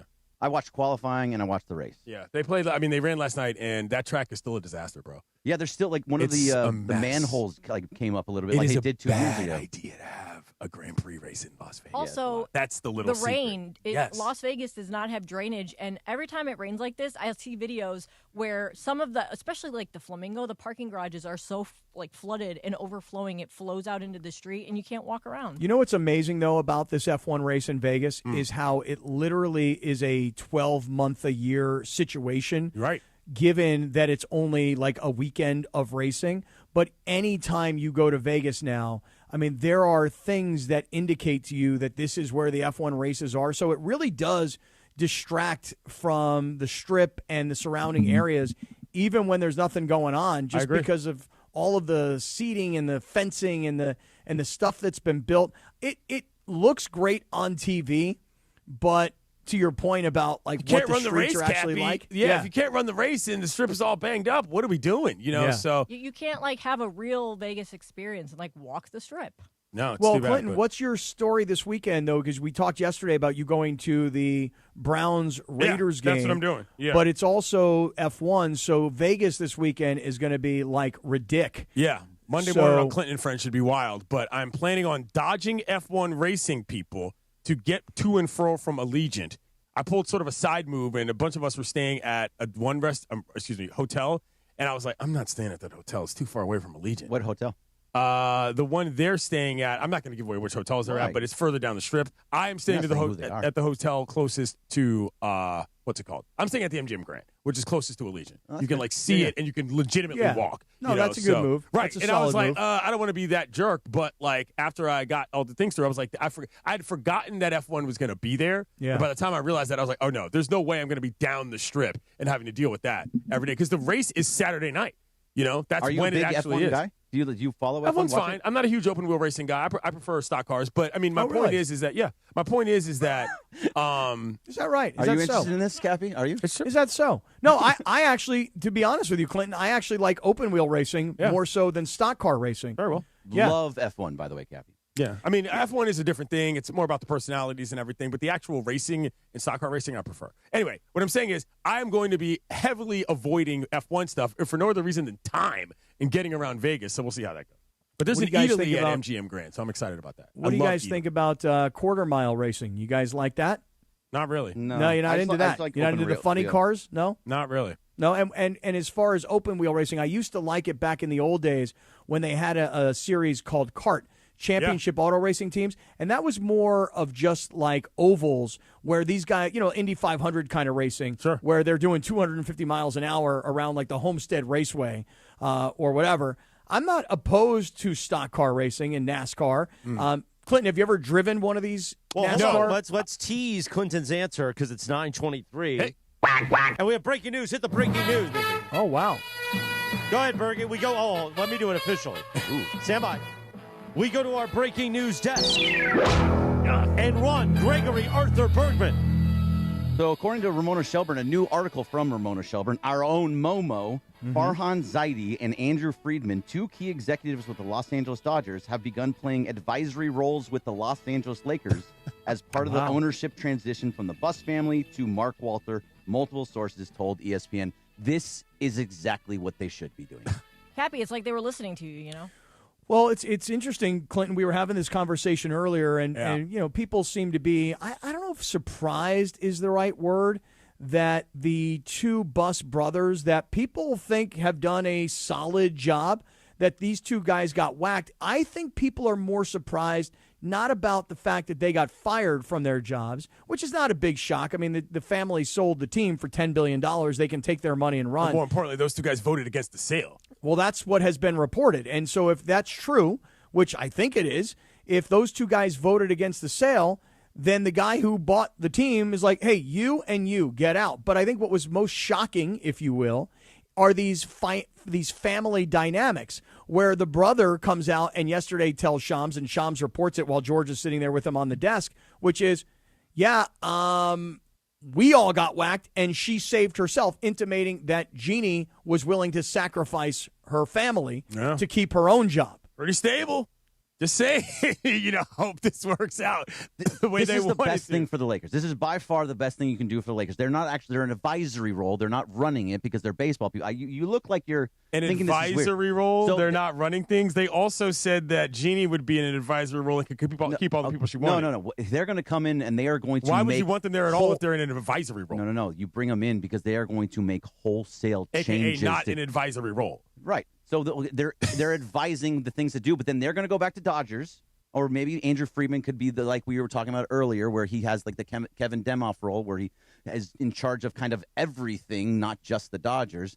But they're bringing the people that are the smart people in the room for the Dodgers. They're taking those smart people and putting them in the Laker front office. That's a good thing for the Lakers. Yeah. Well, wait a second. Clinton seems no longer a Mickey Mouse operation. Upset about that. I'm not upset about not it. upset. Again, you guys use that word in all the wrong ways. Like when you asked me about Star Wars the other day, and I just told you what I thought, and you're like, I think I pissed him off. Like, no, I'm not Clinton, upset. I got the best job in the world. I don't get from you upset. I get from you my version of what I'm interpreting from you is skeptical. No, the chaos continues. That's all. No big deal. You know what I'm saying? So it's the Lakers being the Lakers. Anti-bus thing. No, it's not an anti-anything thing. It's just, again, when this works out and I start seeing more rings, let me know. That's all. It's just funny how the timing was hilarious. Like, let's be real. LeBron comes back and, again, has the greatest double-double in the history of the NBA.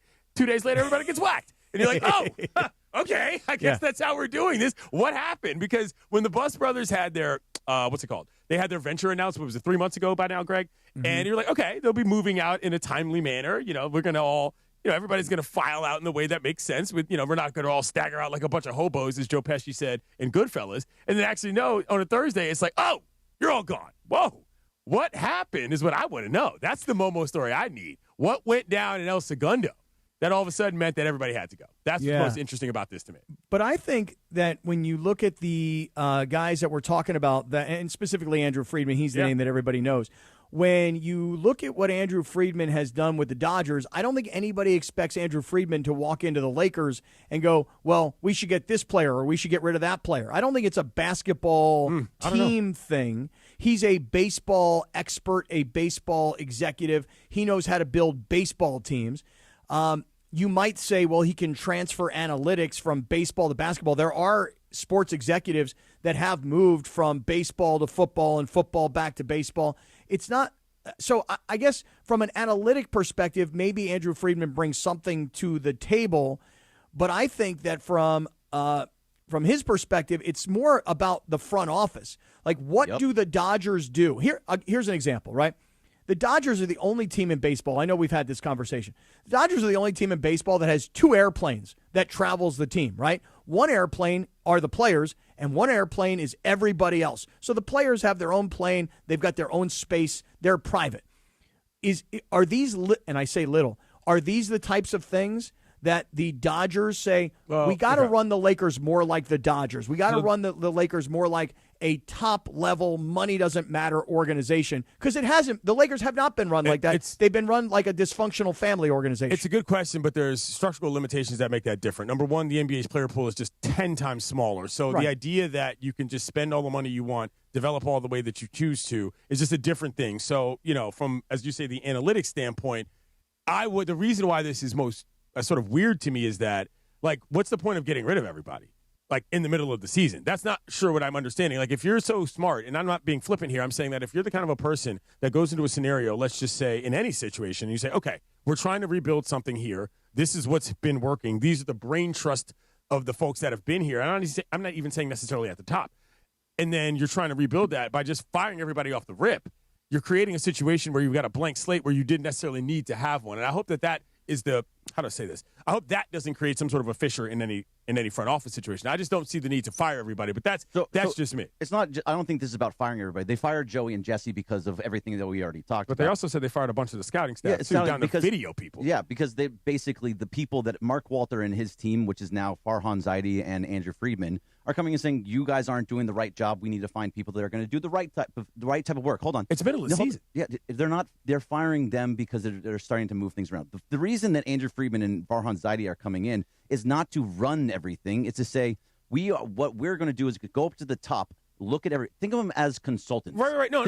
So hold on. We're talking about two different things. My point is that if you fire a bunch of scouting people in the middle of the season, something went wrong. Can I talk? It's my show. Yes. No doubt about it. This is not his. It's not mine. Something went wrong, and that's the most intriguing part about this. The strategy and philosophy is a given. We're agreeing on that. But I'm saying on November 20th to do that's weird. On the surface in itself. That's all I'm getting. I mean, Joey and Jesse have already come out and been saying they've been treated like villains since they got there. But there's a whole bunch of reasons why all of those that I don't have enough information on, that Momo will have more information on, so it's speculation on everybody's part. But the fact of the matter is, and the point of this whole story, is that Andrew Friedman, as a consultant, and Farhan Zaidi can go up there and say, okay, let's look at what everybody does here, find the right people. Are you doing a good job, Rob Pelinka? Great, you're doing a good job. You can stay. Are you doing a good job? Let's just put Rambis in that situation, like a Kurt. Maybe not. Now you move out. They're going to find the right people and the wrong people, move them out, and bring the right people in. We agree with all that. They are doing the right thing by doing this. But what good reason would you come up with if you had to answer that question? I have Scott, your answer. What's a good reason to fire somebody 3 weeks into the season or whatever it is? Here's my answer. My answer is that the team is built. And we don't need the Bus Brothers in here anymore. We don't like the fact that they were the ones that voted against the sale, so we're already holding that against them. But the fact of the matter is, they don't really play a big role, or so it seems, in what the Lakers on the floor are this year. So my thought would be, we just got through talking about how one of the things that the Lakers need to do is to retool literally 2 days ago around Luka, LeBron, and AR. So for me, so to answer your question, at least from the perspective that I have, is I don't think you guys are the right guys to help us do that. And so going forward, this goes right back to our conversation just the other day, Clinton. Yeah. If like, for example, I say I'm the Luka long game guy. That's my philosophy. I want to play the longer game with Luka. Guess what? Luka's signed. You guys aren't. You guys leave. We'll start to retool the front office because we're playing the next 5-year game. We're not playing the next 6-month game. So guess what? You guys don't have value anymore. I'm not even talking about the Bus Brothers, though. I think more specifically is that if you've got staff of people and their everyday job is to do whatever they're doing, like the Bus Brothers are one thing, but if that adds up to 10 people? let's just say, just use a round number. That seems like a strange move pre-Thanksgiving. That's all. I mean, I'm not saying it's the wrong move. It's just something went down, and I would like to know what. So if Joey or Jesse I'm with you. running, I would like to know what too. Come on, Joey. Joey's running the scouting or G League. I don't know which one's which in that situation, but one of them is running scouting, one of them is running G League. If the scouting department is the video and all the people that just got fired, you're going to fire the guy and all of the people that are loyal to the Bus family in that and him at that point. Right. All of those people all go out together. Okay, so you're saying it's a loyalty play, not a basketball play. It can't be both. If Oh, we're it's gonna not make a sense basketball of it. No, it's not a basketball Yeah, play. it's not a basketball That's play what at I'm all. getting But at. also Yeah, see why right. you have to understand as well that the sale just became official like a week or two ago. We knew this It was has all been 2 done. weeks ago, yeah. Yeah, 2 weeks ago. So it doesn't happen on the day of. This is now the starting point. Only Okay. Laker fans can spin a firing of the entire front office in mid-season as It's a good not the thing. entire front office. I mean, or whatever. I mean, I just It was all two guys I'm in the front saying. office. Well, it's more than that. That's what I'm saying. Well, it's the a front staff. office. The front office is not the people at the bottom. The front office is the guys. This is at the all top. front office, in my opinion, is what I'm getting at. That's what Yeah, I'm but saying. I kind of think Bergie's right in this way, Clinton, that if you're going to fire these two Bus brothers, but you have all these like underlinks, if you will, that are, and I'll call them, quote unquote, loyal to the Bus brothers, the guys who have been their bosses for all this period of time. And all of a sudden, these guys are whacked. Now, all of a sudden, you can create an environment in an organization where it's like everybody's on edge. Nobody knows what's going on. Everybody's like, oh, my God, I can't believe they got rid of those guys. They were part of the real, history of the organization. So I just feel like it could create like a toxic environment that you're leaving people hanging on, not knowing what their future is. So I don't. Although you do bring up an interesting point, which is it's the week before Thanksgiving. Right. Like That's they could all have, this is about. they Like- could have waited until Monday Yeah, after Thanksgiving. It was just, like, that's what I'm saying. It was midweek. Like, in between a back-to-back with the Jazz. Like, the rationales are all fine. I mean, that's all Back-to-back, sensible. Like 5 days in between. That's what I'm saying. That's what's so funny about it. It's like breaking up with a girlfriend. You're like, oh, I can't do it right now because it's right around This her is hilarious. birthday. This is the funny part, is what I'm saying. Just and get that's it done. That's Make what I'm it just happen. like, yo. Laker fans you know want what a this great finished. time to do this is? Oh, we got to wait for LeBron to come back. That's when we got to do this. All I know That's is when this has to happen. Cappy, as a Laker fan, I'm ecstatic to hear that Friedman and Zaidi are in this front office and they're going to do some wholesale changes. This is what if amazing. LeBron said the Bus brothers got to go? He said, "Do you see my double-double on Tuesday?" He said, I don't think his double-double against He said, Utah is going to be he the said, reason. "You see me with those two threes? Get the Bus brothers out of here right now." Or how about this? How about maybe this is an indication to LeBron, just as an example. Oh, hey, how about this? Heads can roll. Hey, exactly right. We can whack the Bus brothers, and you know what? Let's see what you do for us this year. And by the way, if we don't win a championship, we may not want to bring back a 41-year-old player at $50+ million. So good luck. Go out there, play your ass off. Andrew, while LeBron is still on the team, go in there and do like a full analysis of the organization, and then we're going to figure out what we want to do. But what if this is a move that says, hey, LeBron, guess what? There's a new sheriff in town, and his name is Reggie Hammond. And you can send Bronny back down to South Bay while you're at it. How about no, you can't do that. That's what I'm saying. They sent him down that day. That was the same day. Cappy, did you just propose telling him, hey, man, to LeBron? Hey, man. Hey, man. I love the Hey, idea. LeBron, man. The Palace intrigue is as interesting as it's ever been. Oh, for good the use of Palace intrigue. I Yeah. use it a lot, and people don't know what I'm talking about. Really? I actually use these it are with the mongrels. I actually, Yeah. no. I used it with Tommy Lamb the other day about Palace intrigue. Palace intrigue is the whole fun. And he would kind of just looked at me, and then I explained Palace intrigue. What did you say when you explained it? I'll tell you in a second. 9:36 on a Hyna Friday on the Sedano and Kap Morning Show. Mongrels in the YouTube chat. It's your chance to win the ultimate Sunday football prize pack at Cosm, Los Angeles. Call 877-710-ESPN right now. Caller number 7 wins a 4-pack of GA tickets for Sunday's NFL slate. 2 for the 10 a.m. games and 2 for the 1 p.m. games. Experience football in shared reality at Cosm, only with ESPN LA. Caller number 7 right now, 877-710-ESPN. Sam Boney, Sam Batesh, our ESPN LA Kings insider, in just a few moments. Plus, we still have our Dealer's Choice Real Deal for a Friday, thanks to Seller's Advantage. I wanted to get a little radio in Tinder in here, too. Okay. Because we got a special TV OTD, but I don't know if we're going to have time. I don't think we have time. I don't know, but Alas. we're going to play the TV theme in a few minutes because I just love it that much. When's Sam coming in? Because I gotta. Sam, get in there. Is he here now? Yeah, he's in Because there. I got like 5 minutes. Because I gotta go. What do you got to go do? Yeah, Get what do you on got a plane and cooking? go to Vegas. We just talked about this. Who's driving you to the airport? Nobody. Some guy in an Uber. Oh, really? Oh, really? You going to go Uber Black? I always go Uber Black. Oh, that's it. Yeah. For real, always Uber Black? It's cheaper once you do it like twice. and you got Uber give you One, discounts. they give you discounts right out the gate. Yeah. I Little believe. hack there, And then Scotty. here's the other thing. Once you do Yeah. Uber Black a lot and you do Uber One, you get these codes to where then you do Uber Eats and you get something that's normally like $40 for like $2. You know the drill. Yeah. Yep. Really? You know Yep. the Yep. drill. What's Uber One though? It's like the membership program. Oh, because I always go with Uber XL, and more often than not, it's a Yukon or a Uber Yeah, XL. it's I true. mean, room for the Schwanz? What are we doing with the Uber XL? Goodness gracious. But I just always feel like when you get an Uber XL, you wind up getting the Uber Black vehicle, and you Yeah. wind up getting it for lesser Yeah, than. No, because you get the deal with the Uber Black. Yeah, it's true. It's part of the club. All right, Sam's got Okay. the cool jacket on. I got to go to Vegas. I'll talk to you Aunt guys later. Esther says in the YouTube chat, is Morales in a tanning booth? It looks weird, the lighting on me right now. Yeah, great. It looks like I've been going through a IG filter, and I'm an influencer being like, "Hi, boys," Which you or used to do. girls. Chris, Yeah, Chris and used by to the be in way- a tanning bed. That did you? Did you change the setting on there, Parker? Yeah, and listen, and Jacob Emrani behind you. Jacob looks like he went to the same tanning salon as like old Mike Shanahan, the coach of the Denver Broncos. Don't forget, we got our Felix Chevrolet accoutrement merchandise because today we'll be going to the LA Auto Show. Sam Boney's joining me. Stephanie's going to go. Kobe Walsh. We're going to the LA Auto Show to see Nikki D. And we're going to say, hey, Nikki D, let us pet that big cat.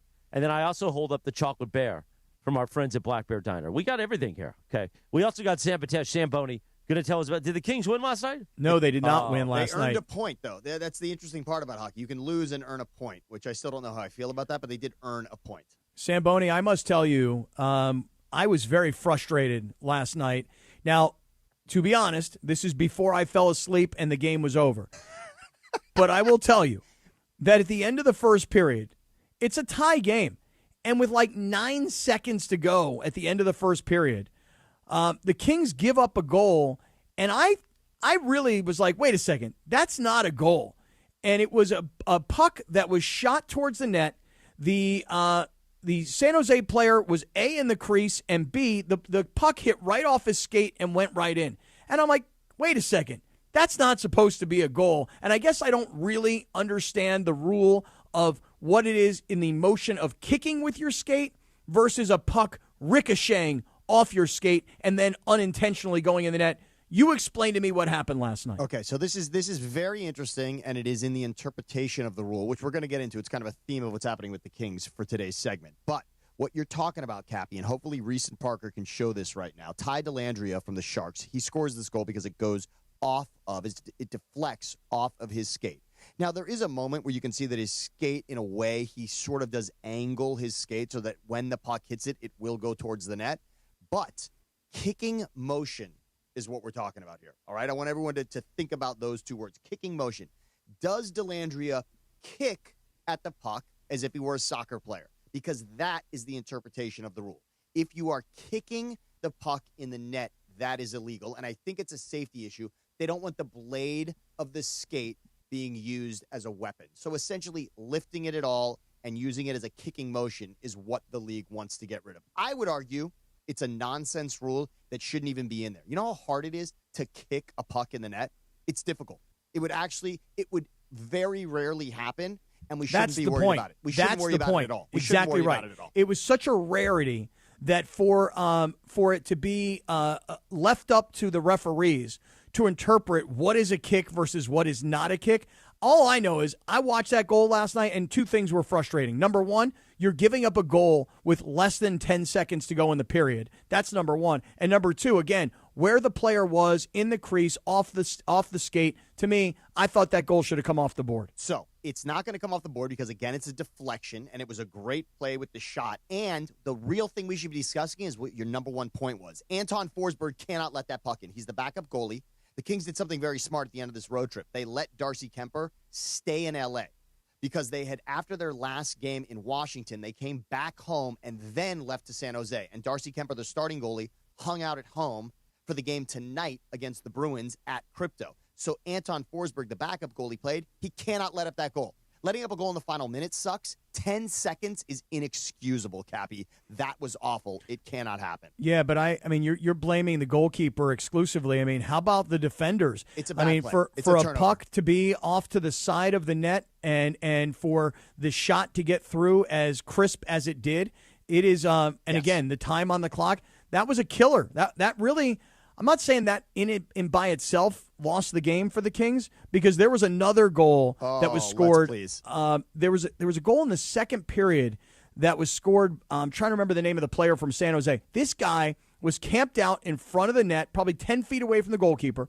Defenders are moving around him, and he's just holding on to the puck by himself. Like anybody want to take the puck from me? It was a beautiful play. It was incredible. Celebrini started the play, but it ultimately was a great pass out in front. He had all the time in the world to just pick where he wanted to go on Forsberg. It was ridiculous. Yeah, but the goal was scored by was it Kurashev? Is that the name of the player from San Jose? Kurashev, elite goal there. Yeah, it was an incredible goal. The way he was able to get it around the Kings keeper's right shoulder, and I don't know how he did it, man, but that was a beautiful goal. But by that time, I mean, the Kings are down 2-1 going into the second period. They're down 3-1 going into the third, and then the game winds up going 3-3 and goes into shootout. So Cappy, the game went 2-1, 2-2. The Kings thought they took the lead 3-2. If we're talking about rules, let's throw something up there. Armia scored a shorthanded goal in the game, which is great, very rare. The Kings they have the second most shorthanded goals in the league this season. They've been great on the penalty kill. Armia scored a shorthanded goal. Later in the game, he tips a puck into the net that gives the Kings a 3-2 lead, and the puck actually ends up being offsides entering the zone. The Sharks coaches very smartly decided to review the play, and everyone thought they were reviewing it for a high stick. If you're watching on YouTube, you can see that the goal looks as if it's hit with Armia's stick, and it could be higher than the crossbar, which would be illegal. Wait, hold on. We missed it, though. We're seeing the celebration. We missed the actual goal. All right, here we go. Okay, because I'm sure what Reese is also showing us is the offsides rule, because that's what I cannot stand. Give me just 10 seconds to explain this. Go ahead. Offsides, the spirit of the offsides rule is simply this. You don't want players on the offensive rush getting into the zone ahead of the puck, all right? Because you could essentially cherry pick. You could have a player that just sits next to the goalie all game, and the league doesn't want that to happen. I would argue, by the way, who cares? If a team wants to decide and implore that, that's fine. Let them try that. To skate around all game with only 4 dudes instead of 5 because they have a guy camped in front of the net. Who cares? But if you're talking about offsides, once the rush happens, Reese told me it was 15 seconds after the Kings entered the zone. So they get in the zone, they cycle the puck around, then the puck comes back out to the point, they shoot it, and Armia tips it in. At that point, offside shouldn't even be part of the play. It doesn't affect. The idea of offsides is, the defensive team thought that this was offsides, and therefore they stopped skating. That clearly does not happen here. No, it does not happen. No. But, and Fiala, the player who's offsides, is skating to the bench, Cappy. He's not even part of the play at all. It's ridiculous. That's not the spirit of the rule. I know, but I'm watching what we're showing, and from what I could tell, at least based on the play that we're looking at, the puck had left the zone. The puck was on the other side of the blue line, and you had 4 offensive players inside the zone. So like the goal line, though, Cappy, it has to break the plane, and the puck carrier can still be the first one over. And they changed the rule so the puck carrier can actually have the puck behind him as long as he is the first one in. Fiala, the player that we're looking at on the replay. Okay, I'm watching it now. Fiala is just trying to he's just getting to the bench. He's not part of the play, right? In other words, this was a different goal. Yeah, okay, this was different. This is what got I'm talking about. What I'm talking about, Cappy, is essentially think about a two-way highway, right? Byfield is skating into the zone. Fiala's skating out. He's not trying to be part of the offensive play. He's just ending his shift. He's an irrelevant piece of the play. Okay. And this is using the play to your advantage. I was talking to Bergman about it. Bergman. This is the equivalent of the second baseman or the shortstop holding the tag on a player when he steals second base. And as his cleat barely comes off the bag before his back foot hits the bag, is then called out because for that split second, there's nothing technically on the bag. Right, he's out. Yeah, what's the dude supposed to do? The spirit of the rule and the spirit of a stolen base is you beat the throw, right? You beat the throw to the bag. So this guy has stolen a base, and now he's out because of this microsecond flash frame of technically the ball is on him and his foot is up off the bag. I understand. If a guy runs past the bag, fine. That's not what I'm talking about. I'm talking about sliding in, your foot comes up a little bit. What the hell else are you supposed to do? And I would argue, guess what? Give me the T-ball bases that are in the ground. How about that, Bergman? So instead of having the bases above the ground, because then a guy could slide in and that wouldn't happen. He would be on the base. His cleat wouldn't kick up off the base in that case. Right. It's just like home plate. Home plate is, and you saw what happened in the World Series where it comes up a little bit anyway. So it's all inches no matter what. Exactly. So I just think spirit of the rule, that's ridiculous, and offsides just kills. The offsides review, hockey, I love when hockey makes things simpler. And this makes it complicated, and nobody. Well, all these rule changes seem to complicate things. Yeah, I mean, that's why last night, Samboni and I are going back and forth on this goal that I'm talking about, Yeah, the one that made it 2-1 at the end of the 2-1. first period. And I'm like, that should not be a goal. But then there's been like adjustments to the rules. Kicking you know? motion. Motion. Now, Cappy, I want to talk about what's coming up next also, because I love to tell you what to do with yourself if you're a Kings fan. Okay. Now, next week, they're playing tonight. By the way, Friday night game. We all should have planned this better. We all should have gone to the Friday night game. Yeah. We got the Bruins in town. It's always fun. They play Friday or Saturday at home at Crypto. It's pretty epic. So they're playing Friday against the Bruins tonight. But next week, I want to talk about Thanksgiving week. How about a Black Friday 1 p.m. game in Anaheim? Oh, that's cool. And then Saturday is at Crypto against Vancouver. You could actually do a doubleheader Thanksgiving weekend with the Kings. Go see them in Anaheim, then get to Crypto and see them against the Canucks. And remember this, the Anaheim game, Corey Perry, the former Duck, with his first game as a King back in Anaheim, Black Friday, 1 p.m. I want to see if the Ducks fans boo Corey Perry now that he's a King. That's what I want to see. I know Bergman says that the Kings fans are conflicted about whether they should hate him. Yeah, should they hate Corey Perry or not? How about the Ducks fans? Do they love their Stanley Cup champion, Corey Perry, coming back wearing the silver and black now? That'll be interesting. 1 p.m. Black Friday this week coming up after Thanksgiving. Let me ask you this, because I want to be just an ounce selfish here for a moment. I love it. So Mason has Luke Robitaille Yes. on yesterday, Yes. and freaking Mason is just consumed with, he wants to have a 7-10 night at a Kings game, and here's how he wants it to go. Mason wants to sing the national anthem. I presume he means the American, not the Canadian, although, Canada, maybe he will do both. I don't know. This is true. He wants Pepe on the Zamboni so that when Pepe is rounding the ice, everybody can wave to Pepe, okay? Yes. And I am going to skate with the scrapers. With the You ice hear this, scrapers. Morales? I'm going to be a scraper at a Kings game. You hear this? love this. Right? I heard it the fourth time you said it. Yeah. But here's the issue. Apparently the Kings, we can trust Mason, he can sing the national anthem. We can put Pepe on the Zamboni, he doesn't have to drive. But what if Cap can't skate? Ooh. So now We the already know that you Kings, can, though. well, I feel like they want to audition me. Wow. So I am asking the Kings, if this upcoming Monday, when the Kings are playing at home, this is coming up on Just Monday. jump ahead of So we need weeks to prepare for this because this actually came up on a call the other day. Tell me. We need to train you. So This is, and by the way, the game, but Chris, here's what I'm getting at. I'm telling you no from a liability standpoint. Okay, but here's but I'm let already me telling finish. you no. We're not doing it. So but you're not letting me finish, and here's why. God, you're so annoying. You are so annoying today. God, you are so annoying. We always thought Mason and Aaron were the married couple. You two are the married couple. You are so annoying to me today, and I'm going to have to give you a big hug and a kiss when I see you next because you need to lighten up, Francis. Now, listen to me. Is Trevor Lawrence playing this weekend? Davis Mills. What I'm trying to say to you is, it's not that I would do it this Monday. I would audition this Monday. you don't need to audition. You're They good. want to see me skate. No, you're good. I was told I have to audition. No, we need to train you. They need to train you, and you have to sign some waivers and stuff. There is audio evidence of Mason trying to put this together if we want it. If we Well, have it. We don't have it. Lindsay thought it sucked, so we're not Well, playing he just, it. he just Which I gave agree you- with. It didn't. That's okay. It wasn't He just great. gave a couple of dates, Cappy, and he suggested the 4th or the 6th. Yeah. So what is it? So of what were December. the dates again? The 4th No, and so the we're 6th. So it's no. I think Mason is trying to make this plan happen on January 12th. I think 5th, which and is a 12th. Monday. Yeah, I think January 5 and January 12 were 2 days. I that told Luke him threw I out. told him go January 12 because we get back on the air on January 5 and then we have a full week to promote it. I love that idea, and it's not a Canadian team, which means that Mason would not be singing the Canadian national anthem. When they play a Canadian team at the building, they sing that anthem. When they don't, they only stick with the American. So okay. he'd be okay because that's a Minnesota or a Dallas game at home. Mm-hmm. So I love that. Now, here's the interesting thing. Cappy, with the Ice Crew, and we've talked about this, and you all know, there's actually a dude that comes out, and on the back of his shirt, it says Iceman. I think we need to get Cappy a jacket that says Cappy on it. Because Iceman is pretty cool, but I think we should have that. The silver and black jacket, they skate around when they do that. Now, Cappy, are you ready to be a scraper? Maybe you could skate, but can you scrape? You know what's required of you? I don't know. I mean, that's, I guess, why Chris is telling us that I need to be trained properly. They do want you to see what the routine is, right? Okay. I think that's what it is, Chris. It's they really want Cappy to understand what it takes to be a true Iceman. Right, because when you actually do it, they don't want it to be a disaster for the other 12,000 people that don't understand the bit.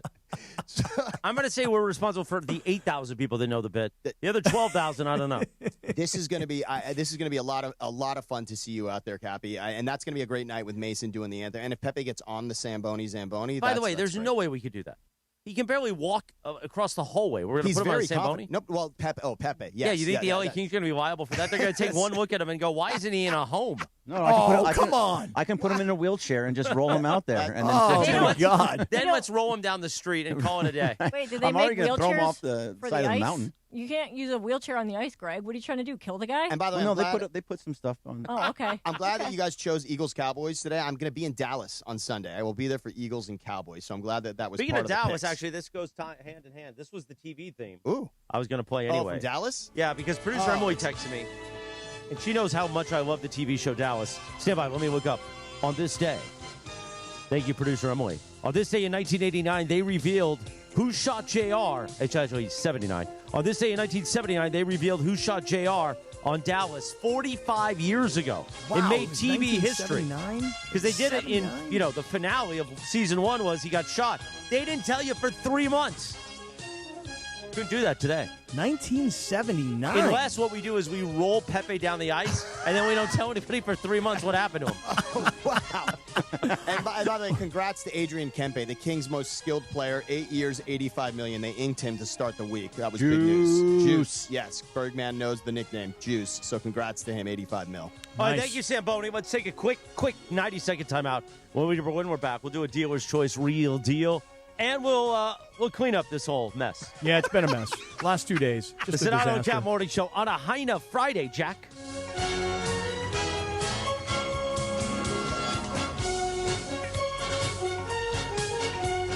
USC fans in the OC, let's go! We're bringing the energy to Costa Mesa for the USC Oregon watch party at Mercado Northgate Gonzalez. Man, I love that place. So much good food. It's a great time and it's a party. I'm Bethel Duran. Join me this Saturday at noon as we watch USC take on Oregon in this Big Ten rivalry. Wear your USC gear. Come experience the authentic flavors of traditional Mexican food and enjoy an afternoon full of prizes. Food, USC football, Mercado Northgate Gonzalez, 2300 Harper Boulevard in Costa Mesa.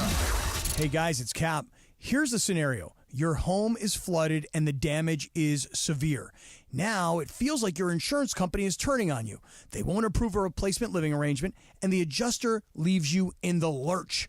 Take a breath and call Avner Gatt, one of Southern California's largest public adjuster firms.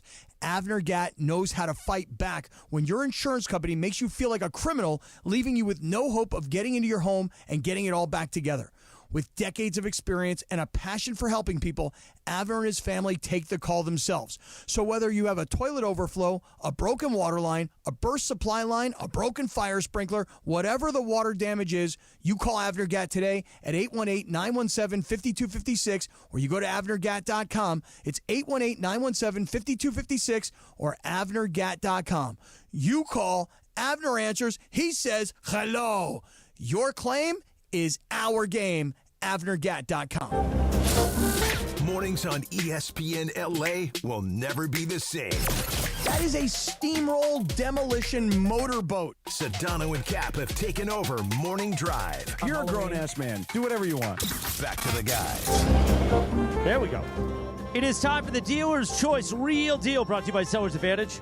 Our friend Damon Wines, the CEO, want to sell your house? Before you call an agent, call Sellers Advantage. They'll buy it as is with a competitive cash offer. No repairs needed. They make selling easy. Call 888-390-AS-IS for a no-obligation offer or visit sellersadvantage.com, DRE 0196-1658. Cappy, take it away. So you guys know I'm kind of a wimp when it comes to, getting involved. I've told the story. I was in Houston a couple of years ago with in an Uber, and the Uber driver on speakerphone is having a full-blown fight with his girlfriend. And rather than me having enough courage to say to the guy, hey, would you mind, pal? I didn't say anything. I'm just a wimp when it comes to this kind of stuff. Let me tell you what happened to me 2 nights ago. I'm sitting at a bar having dinner in a very local restaurant here that I've been to many times, and there's this older couple sitting directly right next to me and Rachel. These two are pounding, man. This lady, she must have been in her 80s. The old man had to definitely be in his 80s. She's drinking glasses of wine after glass of wine, and the old man is drinking beers. They finally wrap up their dinner, and the next thing you know, they're yelling at each other in the restaurant. And he's calling her all these terrible names. She's yelling at him. We're like, what the hell's going on here? So they finally get up, and this guy's got a walker, and this lady at another table comes up, and she offers her help. Well, the old lady starts barking at her, yelling at her, cursing her out at the top of her lungs. I'm like, I'm staying out of this mess. Well, the people that were trying to help, they called the cops because the old lady was going to drive. All of a sudden, the next thing I know, there's like 12 sheriff's officers, deputies that are there. My question to you guys is this. Did I do the right thing by minding my own business and staying out of it? Or should I have done the right thing, which is what that lady did, which is call the cops and go, these people shouldn't be driving. What's the right answer? You should always leave the other people alone. Mind my own business, right? Mind your own business. It is not your business. But then what would you do if you read in the newspaper, because, Cappy still does that there was an accident because someone killed someone because they were driving drunk? I would feel bad. I don't know, Cappy. That's a good question. Okay, Chris, do I mind my own business or do I get involved? Get involved. Yeah, you get involved, huh? Yeah, why not, man? Why not? I'm with you, Lindsay. Shake it up a little bit. Lindsay, I minded my own business, but I had that same fear. Like, what if this lady kills somebody on the way home? But, as typical... Well, someone else did it, so you didn't have to worry about it. Yeah, I wussed out. I did. Well, have a great weekend, everybody. Go Rams. Go USC.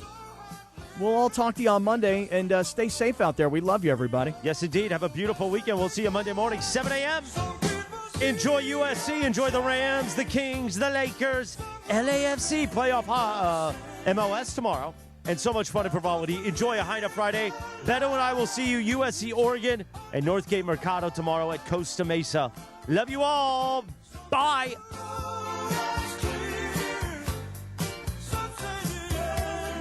Great work, everybody.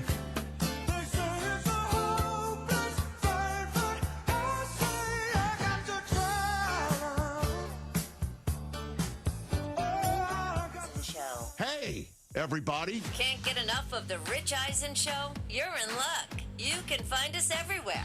Watch us weekdays on